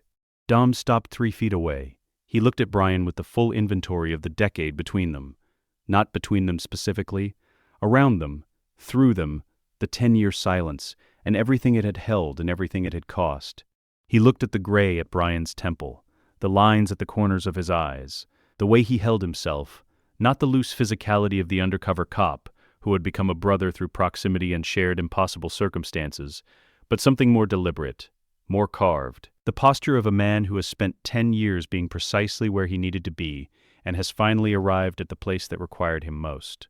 "You were there," Dom said. "Not a question, an accounting." "New York," Brian confirmed it. "Edinburgh, Rome, Moscow before that. 3 operations I won't tell you about because they happened in countries that would complicate your paperwork."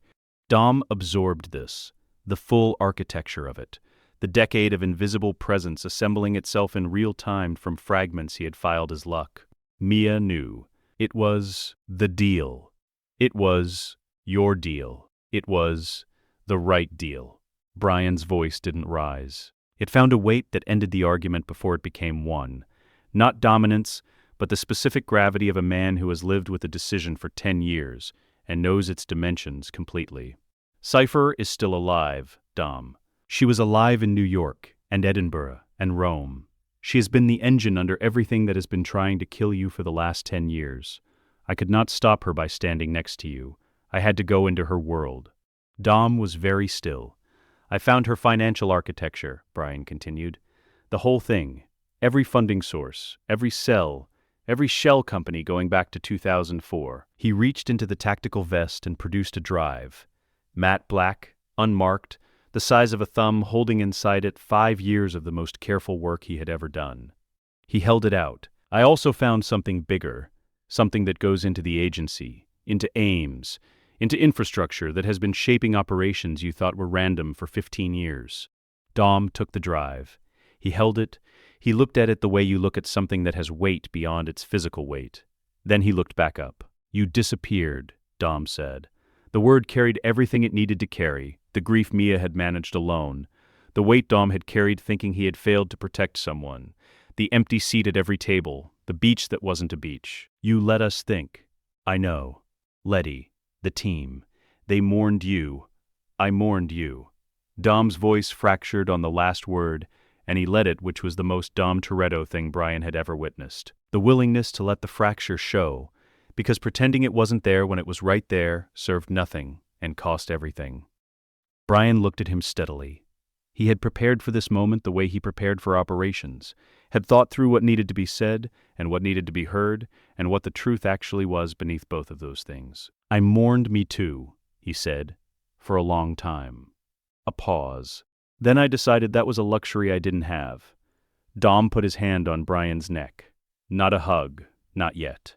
The specific physical contact of two men who know each other at the level where words are insufficient, and touch is the only available verification, the confirmation that the other one is real, that the decade didn't take this.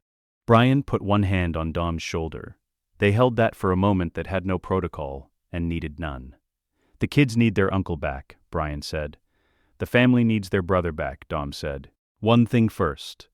Brian looked at the drive in Dom's hand, then past Dom's shoulder to where little Brian was watching through the Charger's windshield with huge, serious eyes, taking inventory the way his father took inventory, learning the world by looking at it carefully. Dante and Cipher, we end this together. No ghosts, no shadows. Clean.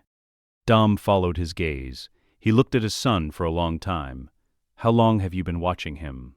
Since the maternity ward, Brian said, from a parking structure across the street. Mia sent me the coordinates. Dom closed his eyes. When he opened them, they were wet. He didn't do anything about that.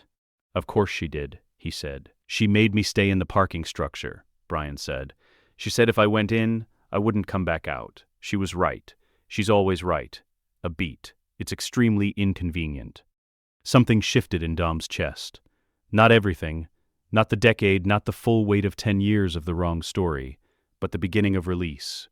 The first breath after a very long time of not quite breathing, he exhaled. Long and slow. When it was done, he was standing differently. The specific difference of a man who has just set something very heavy down and is feeling the absence of it in his hands. He looked at Brian, at the tactical gear and the 10 years and the drive in his own hand, and the blue skyline 20 meters away that had just come over a ridge like an answer to a question he had stopped letting himself ask. Let's go end this, Dom said. Brian nodded once. Behind them, little Brian was still watching through the windshield, still taking inventory, still learning. The dam held its water. The ridge held its silence. And 20 meters of Portuguese concrete held a reunion that had been 10 years in the making, assembled at last from the only materials that had ever been available to it. Not time, not proximity, not the ordinary architecture of two people who stayed in each other's lives. Loyalty and the absolute refusal to let the family lose. A rented industrial space. Porto, Portugal. 48 hours after the dam. The building had nothing to recommend it except that it existed, which was the only quality Brian had specified when the Ghost Network's Porto asset had sourced it. Concrete floor, corrugated roof, 2 loading bays with rolling doors that sealed against the outside world with the specific completeness of a space that had been used for serious things and retained the atmosphere of them. He had arrived first. Set up the tactical display in the center of the space, the evidence archive on 2 folding tables pushed together, the Luxembourg files and the Shell Company documentation, and the Ames material organized into the sequence that would tell the story most clearly. Not the way an analyst would organize it, for completeness, but the way Brian organized things now, for comprehension under stress, for people who needed to understand something large and complex in a short time, and then act on it. Then he had sat down and waited. He had been waiting for things for 10 years. He was very good at it. Letty arrived first. She came through the loading bay door with the physical awareness of someone who never fully stops assessing, scanning the space, the exits, the tactical display. Brian, in that order, which told him everything about how she had spent the last decade. She had always been formidable. What she was now was something past formidable, refined through years of a life that had required it. She stopped 4 feet away and looked at him. The look was not warm. It was not cold. It was the specific evaluation of a soldier meeting a returned ally whose loyalty is established, but whose operational record over an intervening period requires independent assessment. It was, Brian thought, probably the most honest response in the room. "You look terrible," she said. "I've been in a van for most of the last decade." It shows. She held his gaze for another moment, running the assessment to its conclusion, arriving at whatever verdict the evidence supported. Then she nodded once, which meant, cleared, for now, pending further data. She moved to the evidence tables and began reading. That was Letty. Emotion processed through action, feeling converted into forward motion. He respected it completely.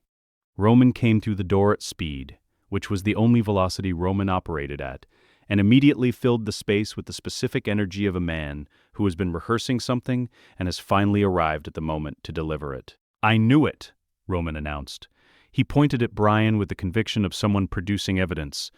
"I want everyone to note that I knew it. At the funeral, at the actual funeral, I said something felt wrong. I said—" "You cried," Tage said, coming through the door behind him. "Full tears. I have video." Tears of suspicion. They looked like grief tears, but they were suspicion tears. There's a difference. "And I would like—" He stopped because Brian had crossed to him, and the thing that happened next was not a handshake. It was 40 seconds of Roman Pierce being unable to say anything, which was the rarest event in Brian's operational experience, and the one that told him more than anything else about what the 10 years had cost. "You've got a lot of explaining to do," Roman said finally into Brian's shoulder. "I know. A lot. Like a significant—" "I know, Roman." Tej stepped forward when Roman stepped back, and Tej's response was immediate and professional and technical, his eyes going straight to the tactical display, reading the architecture of what Brian had built, the Ghost network map and the surveillance infrastructure, and the Luxembourg files laid out on the folding tables. He read it the way an engineer reads a schematic, with the focused appreciation of someone who understands what the construction cost. "This network," Tej said quietly. He turned to look at Brian with an expression that was doing several things simultaneously. "You built all of this alone. I had time, you had 10 years and no team and no resources outside whatever nobody provided at the start." Tej shook his head slowly. Brian, this is one of the most sophisticated independent intelligence architectures I have ever seen, and I have seen some things." "I had good teachers," Brian said. He meant it. Tej pulled him into an embrace that lasted exactly as long as Tej needed it to, which was longer than Tej would have predicted and shorter than Brian expected. When Tej stepped back, his eyes were bright, and he turned immediately back to the display, which was the kindest possible thing he could have done for both of them. Han came through the door last among the crew, and Han's arrival was what Han's arrivals had always been: quiet, complete, carrying its own specific gravity. He stopped just inside the threshold and looked at Brian across the space with the unhurried attention of someone who has learned that most things worth understanding reveal themselves to patience. Brian looked back. They held it for a moment that was doing a great deal of work. Then Han crossed to him, and the greeting was 2 long looks and a hand briefly on Brian's shoulder, which was the entirety of what Han required and the entirety of what Brian needed from Han specifically. acknowledgement without ceremony, recognition without performance. The communication of two people who understood the same things about what it cost to operate alone for a long time and what it meant to stop. Tokyo, Han said. I heard, Brian said. I was in Berlin when it happened. I would have... He stopped, started again. I would have come. I know, Han said. He said it without weight, as simple fact. Then, the ghost network. The architecture. It's good work, coming from Han. That was a complete sentence. Ramsay came in, while Roman was still talking, to no one in particular, about the general injustice of having attended a funeral for someone who was not dead, and her response to Brian was the one he had been least certain how to prepare for. Ramsay processed the world through systems and logic and the specific clarity of someone who had always trusted information over emotion. He had expected her to go immediately to the evidence tables. He had expected professional. She went to the evidence tables. She began reading. She read for approximately 20 seconds. Then she turned away from the tables and looked at the wall for a moment, with her hands pressed flat against the evidence table's surface. And when she turned back, her eyes were bright in a way she was attempting to manage, and not fully managing. The Rome bomb, she said. The ghost handshake, that was... She stopped, recalibrated. The rotation predictability at 73% over a 0.8-second window. You built adaptive logic into the packet. 31 hours, Brian said. In a van, behind a produce market. She looked at him, the professional composure held for another moment. Then, that is the most reckless, brilliant thing I have ever heard, and I work with Roman Pierce on a regular basis. She crossed to him, and the hug was brief and fierce, and she stepped back immediately and turned to the display, and said something technical to Tej that was clearly designed to give herself somewhere to put the feeling. And Brian let her, because that was what the moment needed, and Ramsay had always known what moments needed even when she pretended otherwise. Mia was standing at the back of the space. She had been there when Brian arrived, which meant she had been there before everyone, which meant she had come early with the specific intention of being the last reunion rather than the first, of giving him every other greeting before she claimed hers. 10 years of being his handler, 10 years of reading his signals and holding his secrets, and managing the gap between what the family knew and what was true. 10 years of 2 taps and a dead drop, and 45-day cycles, and the word okay, arriving like a heartbeat she could feel but never touch. She had prepared for this. He could see the preparation, the composed expression, the stillness, the decade of practice holding things that needed to be held. He walked to her when the room had settled enough to give them the corner they needed. She looked at him the way she had looked at him across every version of the distance that had existed between them. Not across the room, but across 10 years, across the specific geography of a choice that had cost both of them differently and completely. You look terrible, she said. It was the second time he'd heard this in 40 minutes, and it landed differently from Mia's mouth than from Letty's, because from Mia it meant, I see you, I see the 10 years on you, I see what it cost. You look exactly the same, he said. The same lie he had always prepared, the same lie that meant, you look like home. She put her forehead on his chest. He put his arms around her, and they stood there for the exact amount of time that was required, which was the amount of time that the room held its breath around them. Roman stopping mid-sentence, Tej finding something urgent in the display. Han looking elsewhere with the consideration of a man who understands that some things need the space of not being observed. When Mia stepped back, her composure was intact. Almost. In the specific almost that only someone who had been reading her face for their entire life would identify as anything other than composed. Every 45 days, she said quietly, so only he could hear. Without fail, for 10 years. Without fail, he confirmed. And then Rome. Rome went 12 days. 13, she said. I counted. He looked at her. I know. I'm sorry. She shook her head once, not dismissing the apology but setting it aside, because apologies required space, and space required time, and they had a briefing to run and a war to end. She stepped back and became the version of herself that the room needed. Show them, she said. All of it. Brian stood at the center of the space and showed them. He started with Cipher, not the version they knew, the antagonist of specific operations, but the full architecture, 20 years of network construction, the 17 shell company layers, the Luxembourg clearinghouse that connected every cell she had ever run back to a single financial spine. He showed them the map the way a surgeon shows an anatomy, precisely, without drama, letting the structure speak for itself. The room was quiet in the specific way of people processing something that is larger than they expected. Then he showed them Ames. This was the part that changed the dimensions of everything. The evidence of Ames's penetration of nobody's network, the resource allocation patterns that told the story of a systematic dismantling, the financial thread connecting the agency's new architecture to Reyes Capital, Dante's investment in the institution that was supposed to stop him, the arrangement that meant eliminating Dante without exposing Ames accomplished nothing. That the agency itself had become a variable in the equation rather than a constant. Roman said something. Brian didn't register what it was because Roman's voice had a specific quality when he was genuinely disturbed rather than performed disturbed, and this was the genuine quality. And Brian gave him a moment for it. Tage was already running calculations on a tablet. Ramsey was 3 steps ahead of Tage, her fingers moving, mapping the network exposure points that the Luxembourg files opened up. Han was reading the Ames documentation with the flat attention of someone confirming something he had suspected and finding the confirmation worse than the suspicion.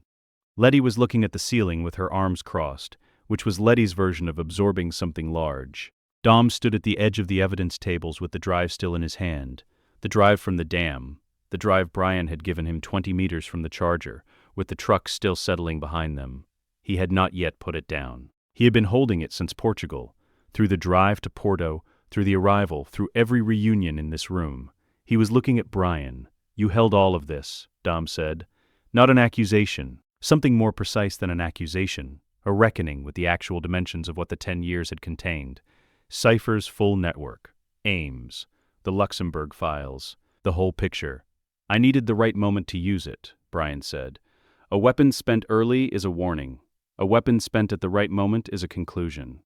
Dom looked at the drive in his hand. Then, he set it on the evidence table, carefully, with the deliberateness of a man completing a transfer, handing something over to the collective rather than carrying it alone. "Then this is the moment," Dom said. He looked around the room.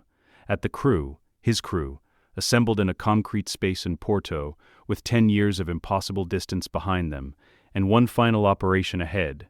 "How do we end it?" he said. Brian turned to the tactical display. He brought up the operational map, the 3 targets, the simultaneous approach, the architecture of a conclusion that had been building since a Fuerteventura hangar and a styrofoam cup of cold coffee and a single button on a government laptop. "Together," Brian said, "the way we always did." He began to explain. The plan had taken 4 hours to build and would take 12 to execute, which was the ratio Brian had learned to trust. Plans built faster than that were built on assumptions, and plans that took longer were being built by people who didn't yet understand the problem. 4 hours meant they understood the problem completely and were being precise about the solution.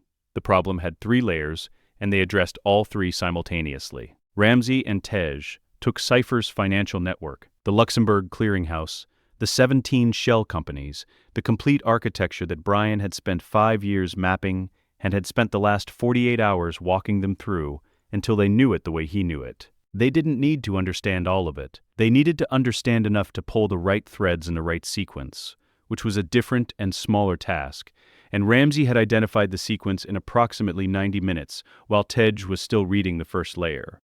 The simultaneous delivery of the Ames evidence, to 3 journalists and 2 congressional oversight staffers, through channels that nobody had identified years ago as the cleanest available route for this kind of material, was Brian's architecture and Mia's execution. She knew the delivery protocols. She had been managing dead drops for 10 years. This was a larger drop, with higher stakes and more moving parts, but the fundamental skill was the same skill she had been practicing since a Fuerteventura hangar and a secondary phone replaced every 45 days. She did it without hesitation, without needing to be told twice, without any of the visible anxiety that the stakes might have produced in someone who hadn't spent a decade doing the hardest possible version of this kind of work alone. Brian watched her initiate the first delivery and felt, for the first time in 10 years, the specific relief of not being the only person holding something. The 3rd layer was the prototype. Dante's network had not died in Rome or on the dam. The financial architecture was being dismantled by Ramsey and Tej, and the Ames thread was being cut by Mia's deliveries. But the operational command infrastructure, the mobile platform Dante's people had built to manage his surviving cells across 4 continents, the system through which orders moved and resources were directed, and the remaining network stayed coordinated without a fixed address, was still active, still moving, still pointing at people Brian cared about. Brian had been tracking it for 6 weeks. It moved on a rotation cycle, never staying in one location more than 72 hours, physically hardened and electronically isolated from the networks Ramsey was dismantling. Taking down the financial spine wouldn't stop it. It had its own independent operational budget, its own chain of command, its own capacity to find new resources if the Luxembourg channels went dark. It was, in Brian's assessment, the single most dangerous thing Dante had built, because it was the thing that would survive everything else they were about to do, and continue the war from a position of reduced but still functional capability. It needed to come out of play tonight, not tomorrow, not after the financial demolition was confirmed. Tonight, simultaneously, so that no one inside the network had time to receive warning and activate a contingency. It was moving through the mountain corridor, northeast of Porto. Ramsey looked at the tracking data on the tactical display for 30 seconds. "I can lock it," she said, "physically and electronically. If you can get me alongside it, I can get you alongside it," Brian said. "Then let's talk about the approach." And the crew leaned in, and the display cast its light across their faces, and outside the concrete walls, Porto went about its evening with no idea what was being planned inside a building, with nothing to recommend it, except that it existed, which, in the end, was the only quality that had ever mattered. The mountains northeast of Porto, 11 kilometers of switchbacks above a valley that had been cleared of traffic, the final operation. The crew ran in formation for the first 4 kilometers, the prototype closing behind them with the measured certainty of a system that had assessed the situation and identified the optimal intercept sequence. It was not rushing. It didn't need to rush. It had calculated where each vehicle would be at each point on the road, and was simply proceeding toward those calculations. Brian let it close. This was the hardest part, not technically, but in the way that waiting is always harder than acting, the way that allowing a threat to approach requires a specific quality of controlled stillness that the body argues against at every second. He held his speed. He held his line. He watched the prototypes approach in the mirrors with the flat attention of a man who has already decided what he is going to do, and is simply waiting for the correct moment to do it. The prototype was Dante's last mobile asset, the command platform that had been moving through the mountain corridor for 6 hours before the crew intercepted it, the thing that would survive the financial demolition and the Ames exposure and continue directing whatever remained of the network from inside its hardened, isolated shell. Brian had spent 6 weeks tracking its rotation cycle. He had built the intercept window around its movement pattern with the same patience he had applied to everything else, precisely, completely, without announcing his conclusions until the evidence stopped leaving room for alternatives. The prototype's targeting system was mapping his vehicle. He could see the behavioral signature of it in the way the prototype was positioning itself, slightly left of his line, compensating for his projected evasion trajectory, producing the intercept angle. Predictive, sophisticated, built on the assumption that his next move would be one of the moves it had modeled. He waited until kilometer 7. At kilometer 7, the road widened briefly, a passing point built into the mountain route for commercial vehicles, 20 meters of additional surface that existed for a completely mundane logistical reason, and that Brian had identified on his first drive as the only place on the 11 kilometers where the maneuver was geometrically possible. He took both hands off the wheel for 0.3 seconds. Not in hesitation, in the specific physical preparation of someone about to ask a car to do something that requires the hands to move in a sequence rather than a position. Then he pulled the handbrake. At 180 kilometers per hour, a handbrake rotation is not a drift. It is a controlled reclassification of momentum, the conversion of forward energy into lateral displacement across the full available road width, executed in the space between 1 second and the next. The skyline's rear broke loose with a specific sensation of physics accepting an invitation, and Brian steered into it with the counter input that turned a potential spin into a controlled arc. And the car rotated across the road's full width in the time it took the prototype's targeting system to classify what was happening. The classification came back. Crash event. The response to a crash event ahead was emergency braking. The prototype system initiated it in 0.2 seconds, which was fast, faster than any human driver's reaction time, faster than most systems Brian had encountered. The recalculation cycle that followed the braking initiation took 1.6 seconds. In 1.6 seconds, at the closing speed between a braking prototype and an accelerating skyline, Brian covered 90 meters and arrived in the prototype's rear quarter. The prototype's architecture was optimized for frontal and lateral threats.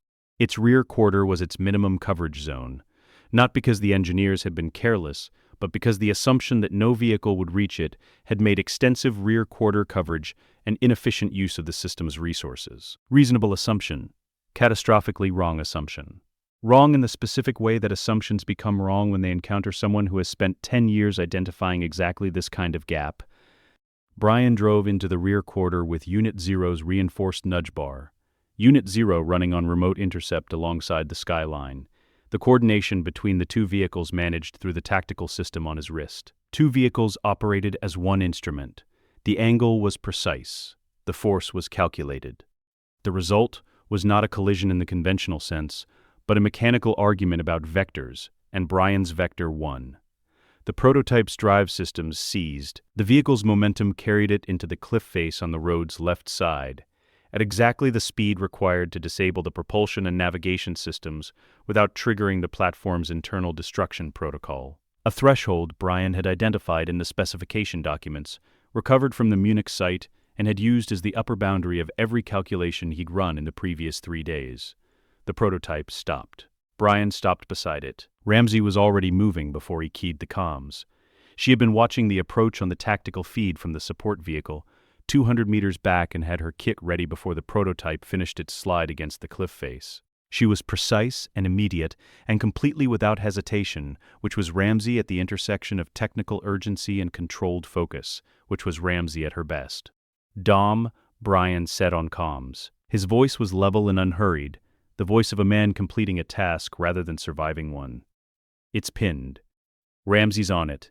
You have 30 seconds. Dom's charger came around the corner the way Dom's charger always came around corners, with the absolute commitment of a man who has never once in his life treated a corner as a reason to slow down when there was something important on the other side of it. What happened in the next 30 seconds was Dom's. Brian stayed with the prototype. He monitored the comms. He listened to the operation conclude with the clean finality of something that had been a long time building and had finally found its ending.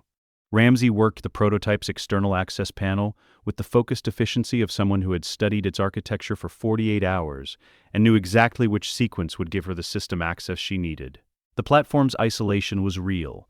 It had been built to resist exactly this kind of forced entry, but isolation built against remote intrusion was a different problem from isolation built against physical access with the right technical knowledge and the right tools and enough time. Ramsey had all three. The platform's command network went dark at 12:09 p.m. Not damaged, taken. The difference mattered. Damaged meant records lost, threads cut, evidence destroyed. Taken meant the complete operational architecture of everything Dante had built to survive the financial demolition was now in the hands of someone who would spend the next year using it to find every remaining cell, every surviving node, every thread that led back to a person or a resource or a funding channel that the Luxembourg files hadn't already exposed. Brian watched Ramsey pull the primary control module from the platform's interior and hold it the way you hold something that has cost a great deal and is finally, irrevocably yours. Then he sat in the skyline on the mountain road, with the cliff face on one side and the valley far below on the other, and the Portuguese afternoon doing nothing except being afternoon. And he thought about a hangar in Fuerteventura, and a cup of cold coffee, and a button on a laptop, and 11 seconds on a phone call that had started all of this. He thought about every 0.3-second margin, every 45-day cycle, every OK transmitted from a parking structure or a safe house, or a ridge in Portugal, or a command van behind a produce market. Every chip installed with invisible hands. Every operation run in the dark for people who didn't know the dark existed. He thought about little Brian watching through a windshield with his father's eyes. He thought about a table in Los Angeles, under California's sun, full, the way it was supposed to be. The collapse of Cipher's network took 72 hours. Ramsey and Tige deployed the Luxembourg files against the financial architecture with the systematic efficiency of two people who understood both the technical and human dimensions of what they were dismantling. 17 accounts frozen. 43 shell companies exposed to 6 national intelligence services that had been looking for exactly this information for years. The controlled demolition was quiet and complete, not dramatic, not cinematic, but permanent in the way that financial exposure is permanent, because money, once traced, cannot be untraced, and the infrastructure built on hidden money, once revealed, cannot be rebuilt from the same foundations. Cipher had no resources left, no network, no operational capability. The prototype's command module gave Ramsey the remaining cell architecture in stages, not all at once, because the system had been built with compartmentalized access keys that required sequential unlocking, which was the kind of security design that made the platform difficult to take, and, once taken, extraordinarily valuable. Each key that Ramsey unlocked opened another layer of the network Dante had built to outlast everything else. She worked through it methodically, flagging each cell location for the intelligence services that had been handed the Ames documentation, building a picture that grew more complete with every hour. By the end of 72 hours, there was nothing left to find that wasn't already being found. Ames was contained through the evidence delivery, the congressional oversight investigation that nobody had always preferred to bullets, the method that created consequences that outlasted any single operation. It would take years. It would happen. Dante was in custody. Brian sat in the skyline for a moment after Ramsey confirmed the platform was secured. Just a moment. Then he began packing the tactical system with the methodical care of a man who has learned that the time after an operation is when mistakes happen, when the body wants to slow down and the protocol says not yet, not until you're clear. The protocol had kept him alive and useful for 10 years. He followed it one last time, then he put the skyline in gear and drove down the mountain toward Porto. And the valley opened up below him, and the afternoon light fell across the road in the unhurried way of light that has no awareness of what has just happened, and is simply being afternoon, and Brian drove through it with both hands on the wheel, and the windows down and the Portuguese air coming through. Somewhere in the city below, the crew was accounting for each other. He was part of the accounting now. He let that mean what it meant. He drove down through the switchbacks, and did not look in the mirror, because there was nothing behind him anymore that needed watching. The mountain held the road held the skyline, and somewhere in the 72 hours that had just begun, Cipher's network was already coming apart at the seams. Quietly, permanently, in the specific way of things that have been built on foundations that have just been removed. He had spent 10 years building the instrument that did this. He had spent 10 years in the dark so that this specific afternoon could exist, with its unhurried light and its open windows, and its road running down toward a city where the family was waiting. It was enough. It was, finally, more than enough. The Toretto House, Los Angeles.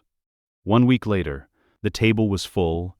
Brian sat at the far end, not the head which was Dom's place and had always been Dom's place, but at the far end in the seat that belonged to someone who was finding their place again. The seat of a man who had been away long enough that returning required the specific humility of not assuming the shape of his absence.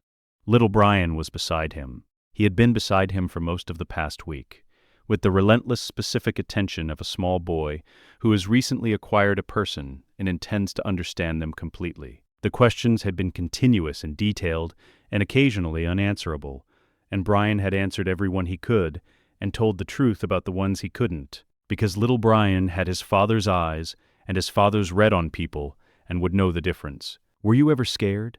little Brian asked.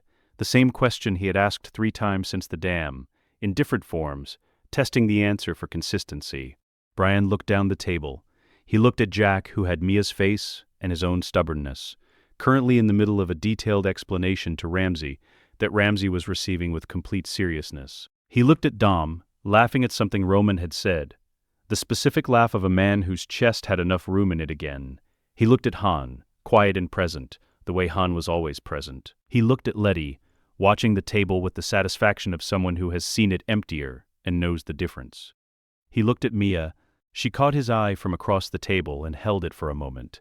10 years compressed into a look, 2 people who had been each other's anchor across dark water, finally in the same room, in the same light, at the same table. She smiled, small and complete. He looked back at little Brian. Every day, he said, for about 10 years. Little Brian considered this with the serious attention of a child processing something adult. But you kept going anyway. Yeah. Why? Brian picked up his glass. He looked at the table. All of it.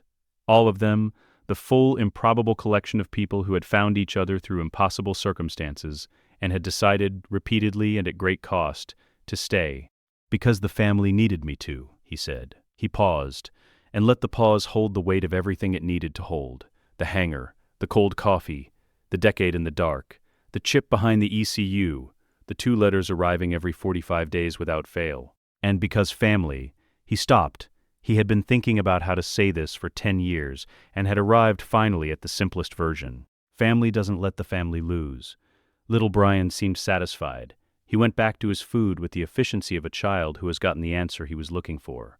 Brian sat at the far end of the Toretto table, under California sun that came through the yard in the late afternoon the way it always had, warm, unhurried, indifferent to what had happened in its absence, and completely present now that it was here. He was not a ghost. He was not a margin. He was not the invisible hand behind the 0.3-second windows and the Edinburgh frequency suppressions and the ghost handshakes built in 31 hours in a van. He was Brian O'Connor, husband, father, brother. Present. Fully, finally, officially, and without reservation, present. 3,000 miles away, in a small cemetery near a lake in Arizona, a headstone stood in the morning light, with no one in front of it. Brian O'Connor, husband, father, brother. He gave everything so others could live. The grave below it was empty. It had always been empty, because the man whose name it carried was at a table in Los Angeles, eating food that Dom had cooked on a grill that had been in the same yard since before either of them was born. Listening to Roman explain something that didn't require an explanation, watching his son ask questions that deserved honest answers. The headstone would stay. Brian had decided this, not as a monument to a lie, but as a record of a choice.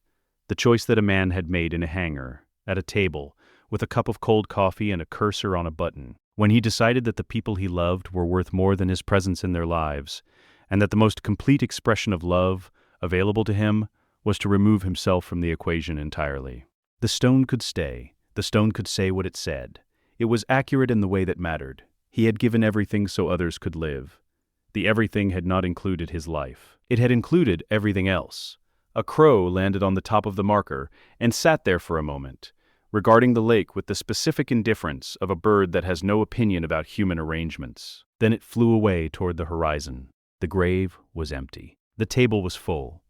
And somewhere on a road in Los Angeles, a blue Skyline GTRR 34 moved through afternoon traffic with a man behind the wheel who had spent 10 years being invisible and was finally completely choosing to be seen. He drove with both hands on the wheel and the windows down and the California air coming through, and the city moved around him the way cities move around a person who belongs in them. And he was not 3 steps ahead of anyone, was not managing a margin or building a network or preparing a contingency. He was just driving. It was, after everything, exactly enough. The end.